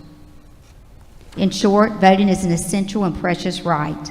Those who choose to participate in the voting process do so because voting is something they value. Voting is the citizen's voice in their government. As a citizen of our country, an election supervisor, and a spouse of a veteran, I could not agree more with this statement. So now I would like to just share briefly with you what happened. In October of 2022, during early voting for the November general election, our staff, through daily balance and procedures, noted that the number of early voting applications processed and the number of the times that the ballot marking devices were used totaled. However, the number of votes cast located on the ICP scanner, and that is where someone cast their vote, reflected one more than that of the applications and the touchscreen totals. After much consideration, I knew that the only way to confirm whether we were truly out of balance was to conduct a voted ballot removal process. I notified the board, the county attorney, and the county manager of the time that we would conduct this process early the following morning, so as not to interfere with early voting. The following morning, as we were pulling the ballots out of the ICP scanner, we noticed a piece of paper of lightweight cardstock containing a printed image of notebook paper with a ballot image over it, and you have that there in your folders with you. That's basically a reference. What I provided to you is a reference to the things that I discussed with you this morning. Securing the fake ballot aside, we continued the hand count. After counting the remainder of the ballots twice, the total number of ballots equaled 1,520 without the notebook printed image ballot. Therefore, our totals were the following: 1,520 absentee applications in person, 1,520 total of votes marked on the ballot marking devices, and 1,521 votes cast on the ICP scanner. The Secretary of State's office was immediately contacted, and an investigation began right away. 7 months later, on May 23rd, our office received the first official communication in regards to this issue from the Secretary of State's Investigation Division. This is concerning. You can only imagine my frustration and disappointment after such an alarming event, and several emails to the Secretary of State's office in regards to this matter, and at times very little to no response. I imagine each of you are aware and hear often the scrutiny election supervisors and officials endure this day and time. We are on the front line of elections because we choose to be. We endure the scrutiny because we see the larger picture, being a part of a process bigger than ourselves. Securing the right of fair, legal, and orderly elections because we believe in the process.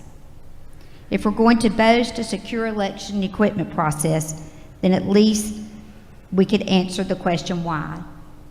Why was the fraudulent ballot allowed to be accepted and counted by the ICP scanner?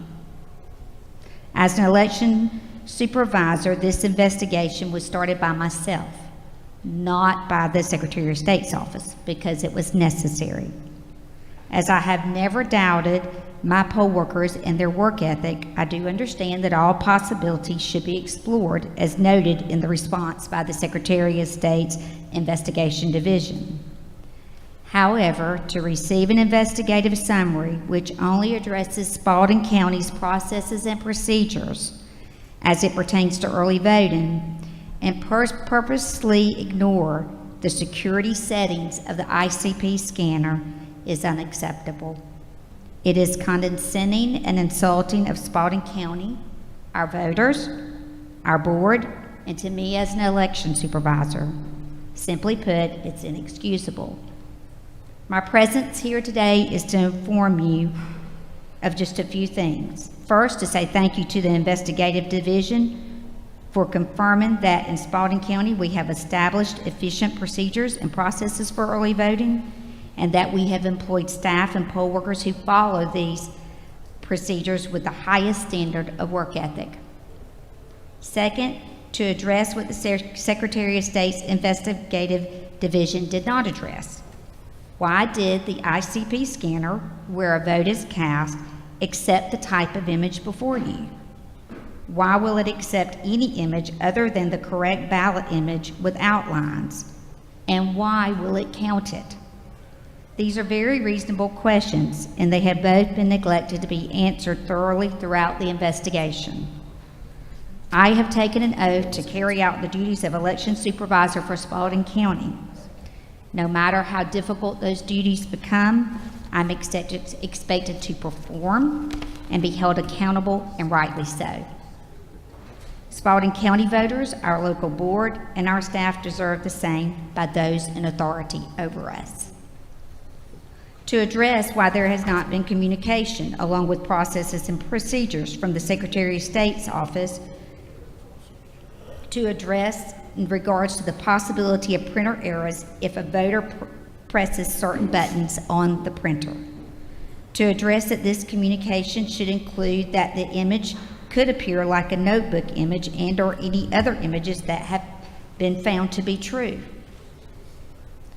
Simple reminder, the candidates' names on the ballot are not what are counted by the ICP scanner. It is the QR code, which is read by the scanner. Therefore, the question is, why would printers which are capable of printing lines through the QR code be an option as a part of the voting equipment? This is common sense. The Dominion ICP scanner should be set to accept only one type of image of a ballot, and there should be processes in places to prevent the printer from printing notebook paper lines if this is indeed the case. Any other type of image should be rejected from the ICP scanner and reviewed by the local election officials. This is my request. It would have been much easier and simple on my part to see that this case is set for dismissal today and continue the important task back at the office. However, apathy is not an option, and I hope that it will not be for you as well. So these are the following requests. Request for a letter of correction be written to the Secretary of State's office to take measures to secure our voting system by setting the ICP scanner to a more secure setting so that fraudulent ballots cannot be counted. Request for a letter of correction be written to the Secretary of State's office requiring to take measures to inform counties of the possibility of the printer printing images other than what is acceptable for a ballot image. Request to require that the Secretary of State's office compose an official election bulletin for processes and procedures to secure the printers so that voters do not have the capability of changing printing options to ensure that only the proper ballot image can be printed. Request for the Secretary of State's office to compose an official election bulletin to communicate to counties about the possibility of balancing errors due to the ICP scanner accepting other images than that of a valid ballot image. I want to pause here to say that I have the opportunity to work with a lot of the staff in the elections division at the state. And I'm very thankful for their hard work and their efforts and what they do to aid the counties in the election process. But this is an issue that must be addressed by the Secretary of State's office. I'm sure that everyone, along with yourselves, want election equipment to work properly so that we can provide fair, legal, and transparent elections. Please listen to those who are on the front line of elections and take their concerns seriously. Remember to hold all involved with elections accountable, not just those at the county level. This error was not caught by a computer. It was only caught due to the tireless, diligent efforts of balancing all records, as suggested before, by our staff in Spalding County. As I accept the praise to our staff from the Secretary of State's office in finding the fraudulent ballot, it is much more important to take the measures needed to ensure that it does not happen again. Thank you for your time, and thank you for your consideration in this matter.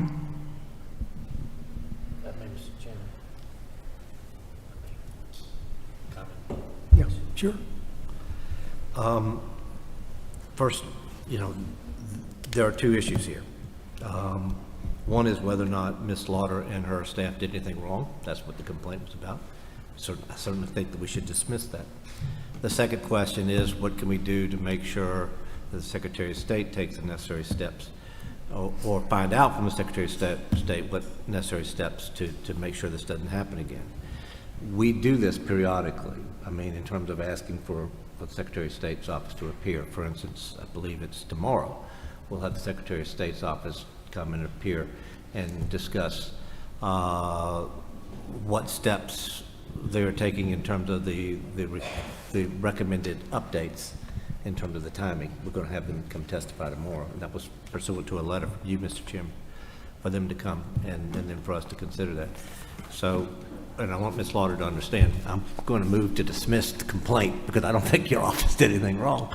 But at the same time, I would once again, Mr. Chairman, as we often do, ask for you to ask the Secretary of State's office to appear to be able to answer what are the necessary steps needed to make sure this doesn't happen again, similar to what we're doing tomorrow with the software update inquiry.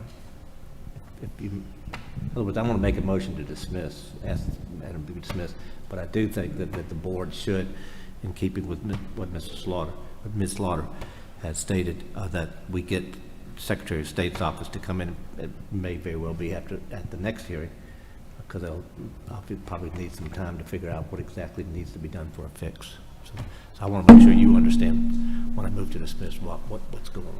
I appreciate those efforts. And I want to respond to I have all these complaints in my notebook. The most tabs I have are on this complaint, because it's still a mystery to me, based upon this, what happened, why it happened, what safeguards are there so that it won't happen again. And I think that what your suggestions, while I didn't assimilate and really understand all of them, I'd ask for you to go ahead and, if you don't mind, just typing, giving me a copy of what you read. That I think that the issue on this incident is not closed, and it needs to be further investigated. I don't think I can ask the Secretary of State's office to do that tomorrow, because I've given them another charge. But I do think that we ought to have a report on this at the next meeting. How did this happen? And why did it happen? And how can we make sure it doesn't happen again? I mean, from what I understand so far, even from the investigators, is that it could happen anywhere. Yes. May? I know you want your microphone on. Yeah, thank you, Mr. Chairman. I have a comment. It might be the time for this to raise this when we have discussion after the motion's been made, but I will probably dissent from the motion to dismiss, although I expect it to pass, for the simple, inescapable conclusion that the scanner worker allowed one person to scan 2 ballots. And so if we look at this from a rulemaking or a statute-making standpoint, what's the best way to prevent this from happening? The very best way to prevent this from happening is to station a scanner worker, an election worker at the scanner, and make sure that one person doesn't scan 2 ballots. And the county didn't do that. One person did scan 2 ballots. And so I dissent and disagree with the statement that any new rulemaking needs to be put in place, because I think we already have the rules in place to prevent this from happening, is that the scanner worker should have noticed that there was a non-conforming ballot printed on what appeared to be notebook paper, and the scanner worker should have been able to identify that one person was scanning 2 ballots. Now, that being said, there are good things that happened here, and as a longtime poll watcher, one of the very first things, and a tabulation monitor, one of the very first things I would do is I would, at the end of the day, when the ballots were finished, the balloting was finished, I would compare what we used to call the numbered list of voters to how many ballots there were. And so as the volunteer tabulation monitor, I would discover it, and here the county did discover it. So I credit the county, and I appreciate the county's diligence on that in catching that. And just for the people that are listening, that shows the system worked. That's one, and Sarah brought this up a minute ago, and she said, you know, that's one of the basic fundamental checks, is you say, do we have more ballots than people who voted? And so that is in place, and that worked. It worked perfectly. The other thing to bring up, and just for education purposes for the people out there, is that's why the concept of the margin is so important in an election contest, and that you have one rogue ballot out there, and what would happen is the candidates in the case would bring an election contest, and a judge would say, well, do we have one ballot that's issued here, or do we have 1521 ballots that are issued here? And the judge would make a decision as to whether or not to have a new election. So there's also a process put in place for that. Now, for the other counties out there, you know, we bring up ideas to other counties, and one of the things I'm going to have to do, or one of the things I'd like to do with this case, is to mention to counties, make sure your scanner workers have to thread a very difficult needle, because they have to stop one person from scanning 2 ballots, but they also have to not appear like they're looking to see how a person voted. Because if the counties don't thread that needle very carefully, we're going to end up with 1,000 complaints of people who said the scanner worker looked to see how I voted. And I'm just telling you that's coming if you don't do it right. So just be thoughtful about what you do. But 2 things need to be done, is that the scanner workers need to be more diligent against this new threat that has emerged, and but they got to be sensitive and not appear to be looking at people's ballots. So that's my comments. Let me just add one thing. When I asked the investigator, because the respondent in this case is the supervisor, but I asked the investigators whether their finding was not that somebody had done something that they shouldn't have done, which is watch 2 ballots being scanned, but whether or not they could identify who that person was, and the investigator said they couldn't. So does that mean, since we don't really know what happened, and we don't know whether or not somebody was in cahoots with the person who did 2 ballots, and therefore would that be the responsibility of the respondent? I mean, in this case, the election supervisor. And I think on this, on the record that we have here, that a finding that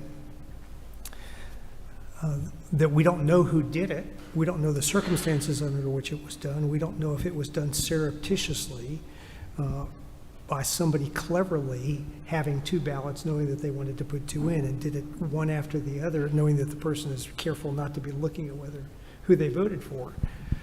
Is that something that the superintendent should be responsible for? Now, that said, I'm not sure that we should not dismiss the complaint. But your comments accentuate this problem. There is a problem here that needs to be resolved, and I don't know how you correct it and what we can do to correct it, but I think we ought to make an effort to find a correction, because I still, with all my little questions, don't know what happened, and I want to know. I agree that is a problem. That needs to be addressed, and it may be that we can't figure out what happened. And in that case, the important detail is, if you can't figure out how it happened, is that you've got to rely on your procedures that are in place that clearly, wait a minute, we got more ballots than we have voters. Alarm, alarm, alarm. And so they did the right thing there. And there's no question about it. They did the absolute right thing there. And it might be that we can't figure out a better way to catch it. And we just have to rely on the systems in place. And here, the systems in place worked absolutely perfectly. So, yeah, I don't know. But we still don't know what happened. I agree with that. And we ought to know we ought to know absolutely if it was the scenario where one voter put in 2 ballots. The ideal result of that is my scanner worker said, "Don't do that, sir or madam. You can't do that." But it didn't. So, maybe somebody smuggled one in. At the end of the day, I don't know. We just don't know. But the system worked, and it might be that the result of an investigation, investigating this further, is that you just got to trust the system that's in place to catch it if it happens. An alternative to one voter scanning 2 ballots would be somebody who had not used the BMD and did not have a voter access card could have alone scanned that extra ballot somehow. So my question is, does the rule for there may be a rulemaking fix if we could put a tweak to the rule that the scanner poll worker ensures that anybody scanning a ballot also still has their voter access card that goes into the BMD. If they're not already doing that, and I don't have the text of the rule in front of me, but that could be sort of I have the card, here's my ballot. So part of the responsibility of the scanner poll worker is to ensure that anybody who has a ballot to scan also still has their card. Because if they have that card, that means that is that they have just gone through, they've checked in, they got the card, so it's a valid vote. And they can only have one vote. Do you see where I'm headed with that?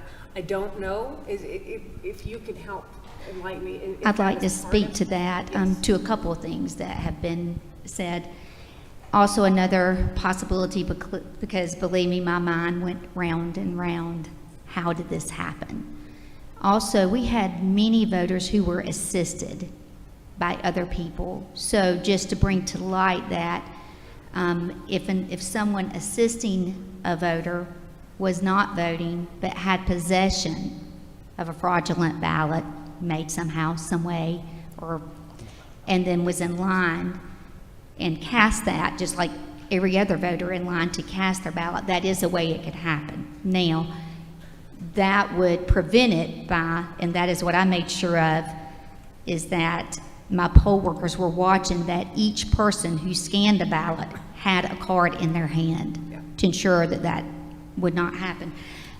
Just to mention it, before when you stated about the poll worker didn't do as far as catching it, you can't look at the ballot. You can't see that the ballot can be scanned face down, the ballot can be scanned face up, backwards, forwards, so you would not know.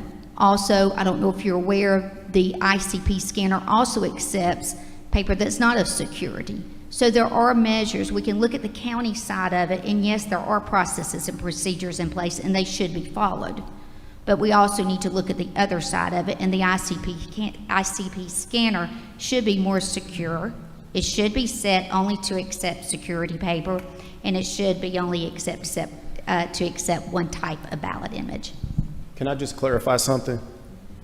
The ballot was actually on security paper. Right. So it's not just... No, and I wasn't saying it wasn't. Okay. Yeah, Okay. I just wanted to clarify that. So it came from that printer. It was security paper. It was wanded by the Dominion wand and determined to be security paper. Yeah, I think we understand that.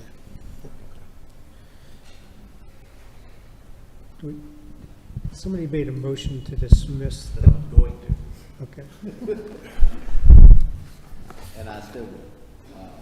But then I'll look forward to hearing the discussion. Actually, what we do next, but I'll go ahead and make the motion to dismiss this matter. Is there a second?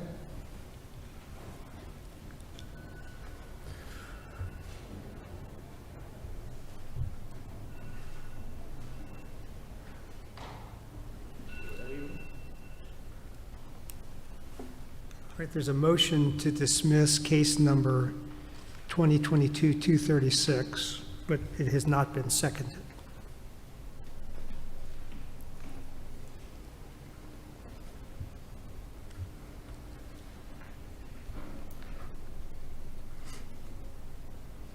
So what happens if a complaint? Well, I could make a second motion, since my first one went down in flames. One motion to continue, and then we'll have further investigation. All right, so now Into the matter. there's a motion that See if I can case. see if this one works.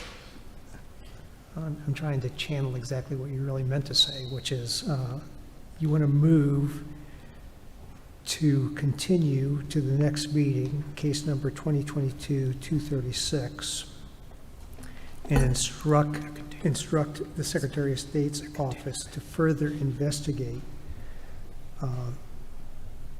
this matter and to explain to the board the various possibilities according to which this could have happened under the current Dominion system. And what corrective measures could be taken, will be taken to make sure it doesn't happen. All right. I second that motion, and I'd like to add to it, if it's acceptable to the movement, but I second the motion to continue. I would like the record to include a list of the names of the voters who were in that 1520. I would like the record to include that. And it can be redacted for the public, but I think the board has the right, and I think it's public record, but I think the board has the right to review that.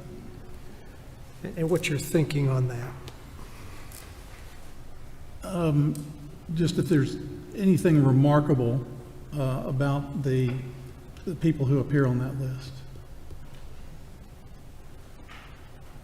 All right, that could be added to the motion, if you agree. Yes.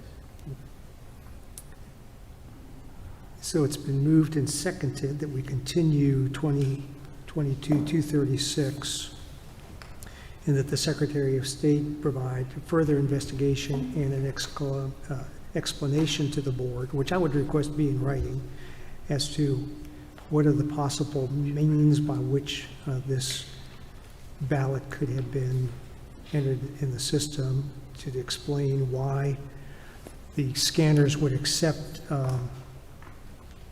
or how a duplicate QR code could be stamped upon the ballot that had the lines on it, which is the ballot that should not have been scanned, and then finally to provide to us a list of all the people whose votes were counted. Were included in the 1520. Were included in the 1520. And has that been seconded? Did you second that? Second. And you accepted the amendment, so your motion we can consider as amended? All right, is there any further discussion on the motion? There being none, all those in favor say aye. Aye. Opposed, no. Motion's unanimous.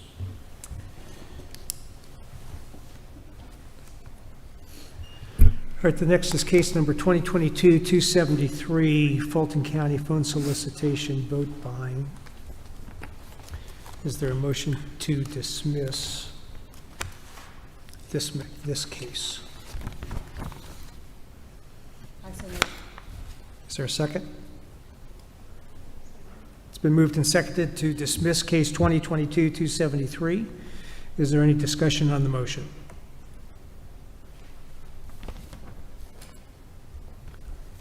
There being none, all those in favor of dismissing 2022-273, say aye.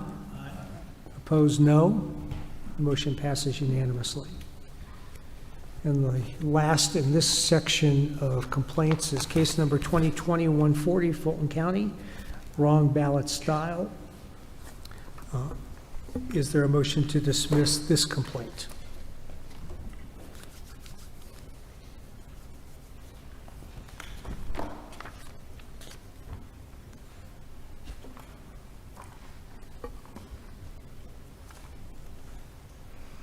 For the audience, it's not that people, this group in particular is not, is shy about speaking up. Sometimes you've got to go back and remind yourself what exactly the complaint is.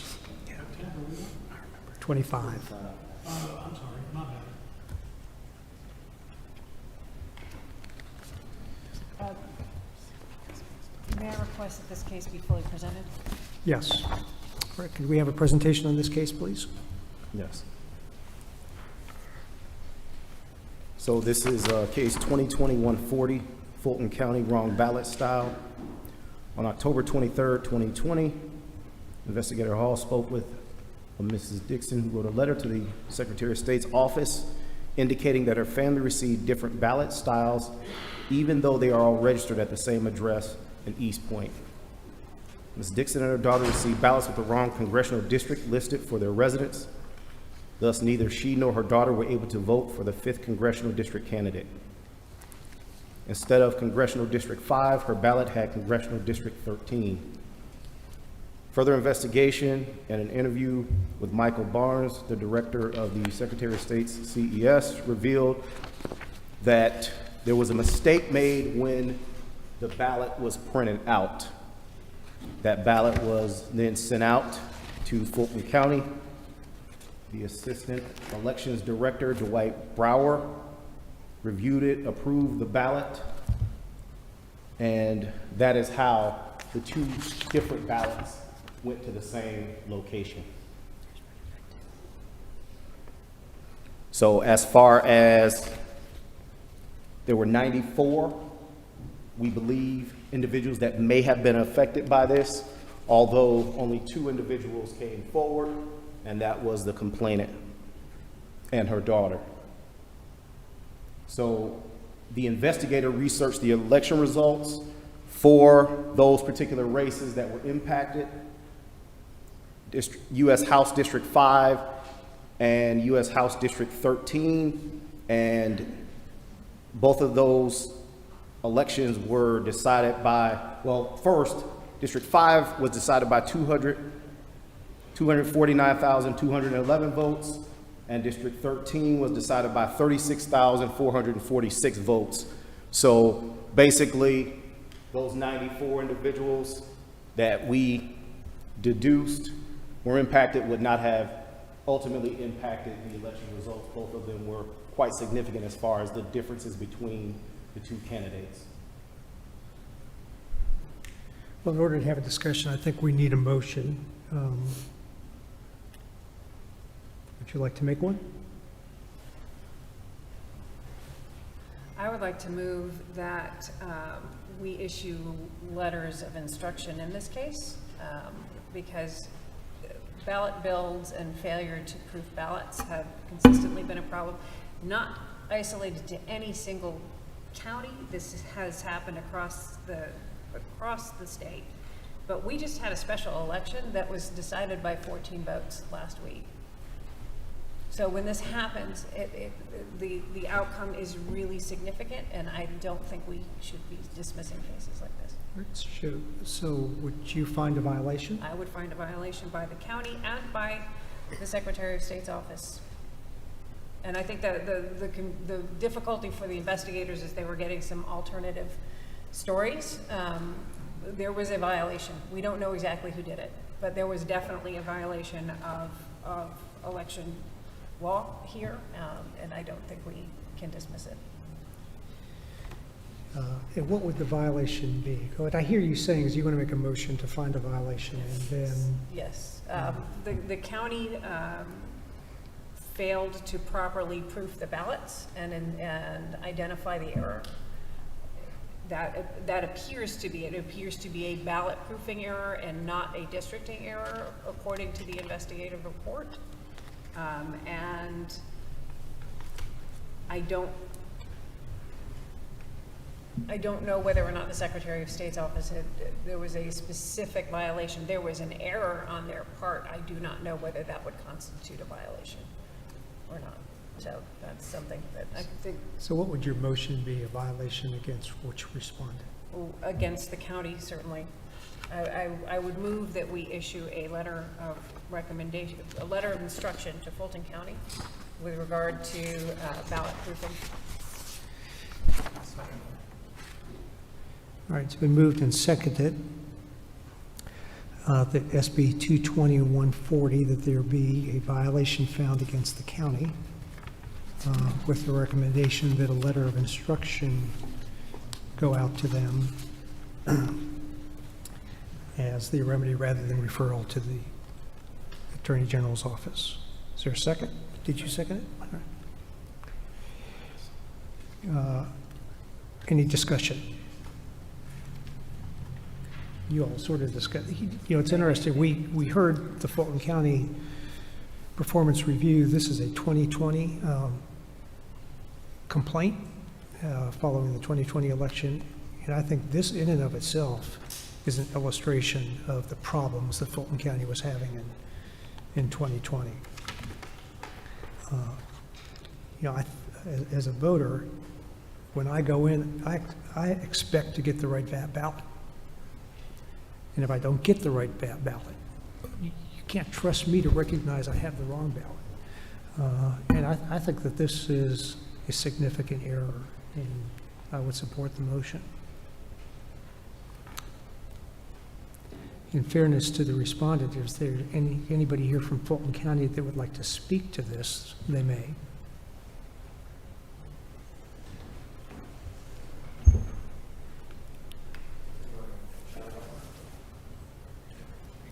Good morning, Chad Alexis from the Fulton County Attorney's Office. We are here, but no, we would not like to speak to this.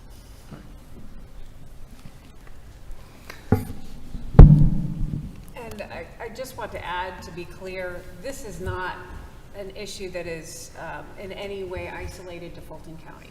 This is an issue we've seen repeatedly, but it is one of the most important things, one of the most important responsibilities in preparation for an election, that every single ballot style be proofed carefully. When mistakes like this, we had a nearly catastrophic failure in some county commission elections over this. It is absolutely critical that everybody work together and take this portion of the process incredibly seriously and figure out how to build in redundancies to make sure that it's not just one person's eyes looking at these. We're not going to tell you how to do your job, but we are going to tell you you have to do your job, and this is an important part of it. You know, in this particular process, it's at the very beginning of the process, and it's probably the easiest thing to do, which makes you wonder why it's missed so often. The people that are running an election should know what their ballot style should be and who should be on it, and that needs to be corrected. All right, any further discussion? All right, SCB 2020-140, there's a motion to find a violation, but to send a comprehensive letter explaining the importance of not violating the statute by not sending out the correct style of ballot to voters. All those in favor say aye. Aye. Opposed, no. It passes unanimously. All right, we've been going for 2.5 hours. Frankly, I think this is a logical place to stop for lunch. So we will adjourn for lunch. I would like to take, before everybody starts moving around, I would like to only take 45 minutes for lunch and be back here at 12:15 to begin again. Right, we'll be in recess.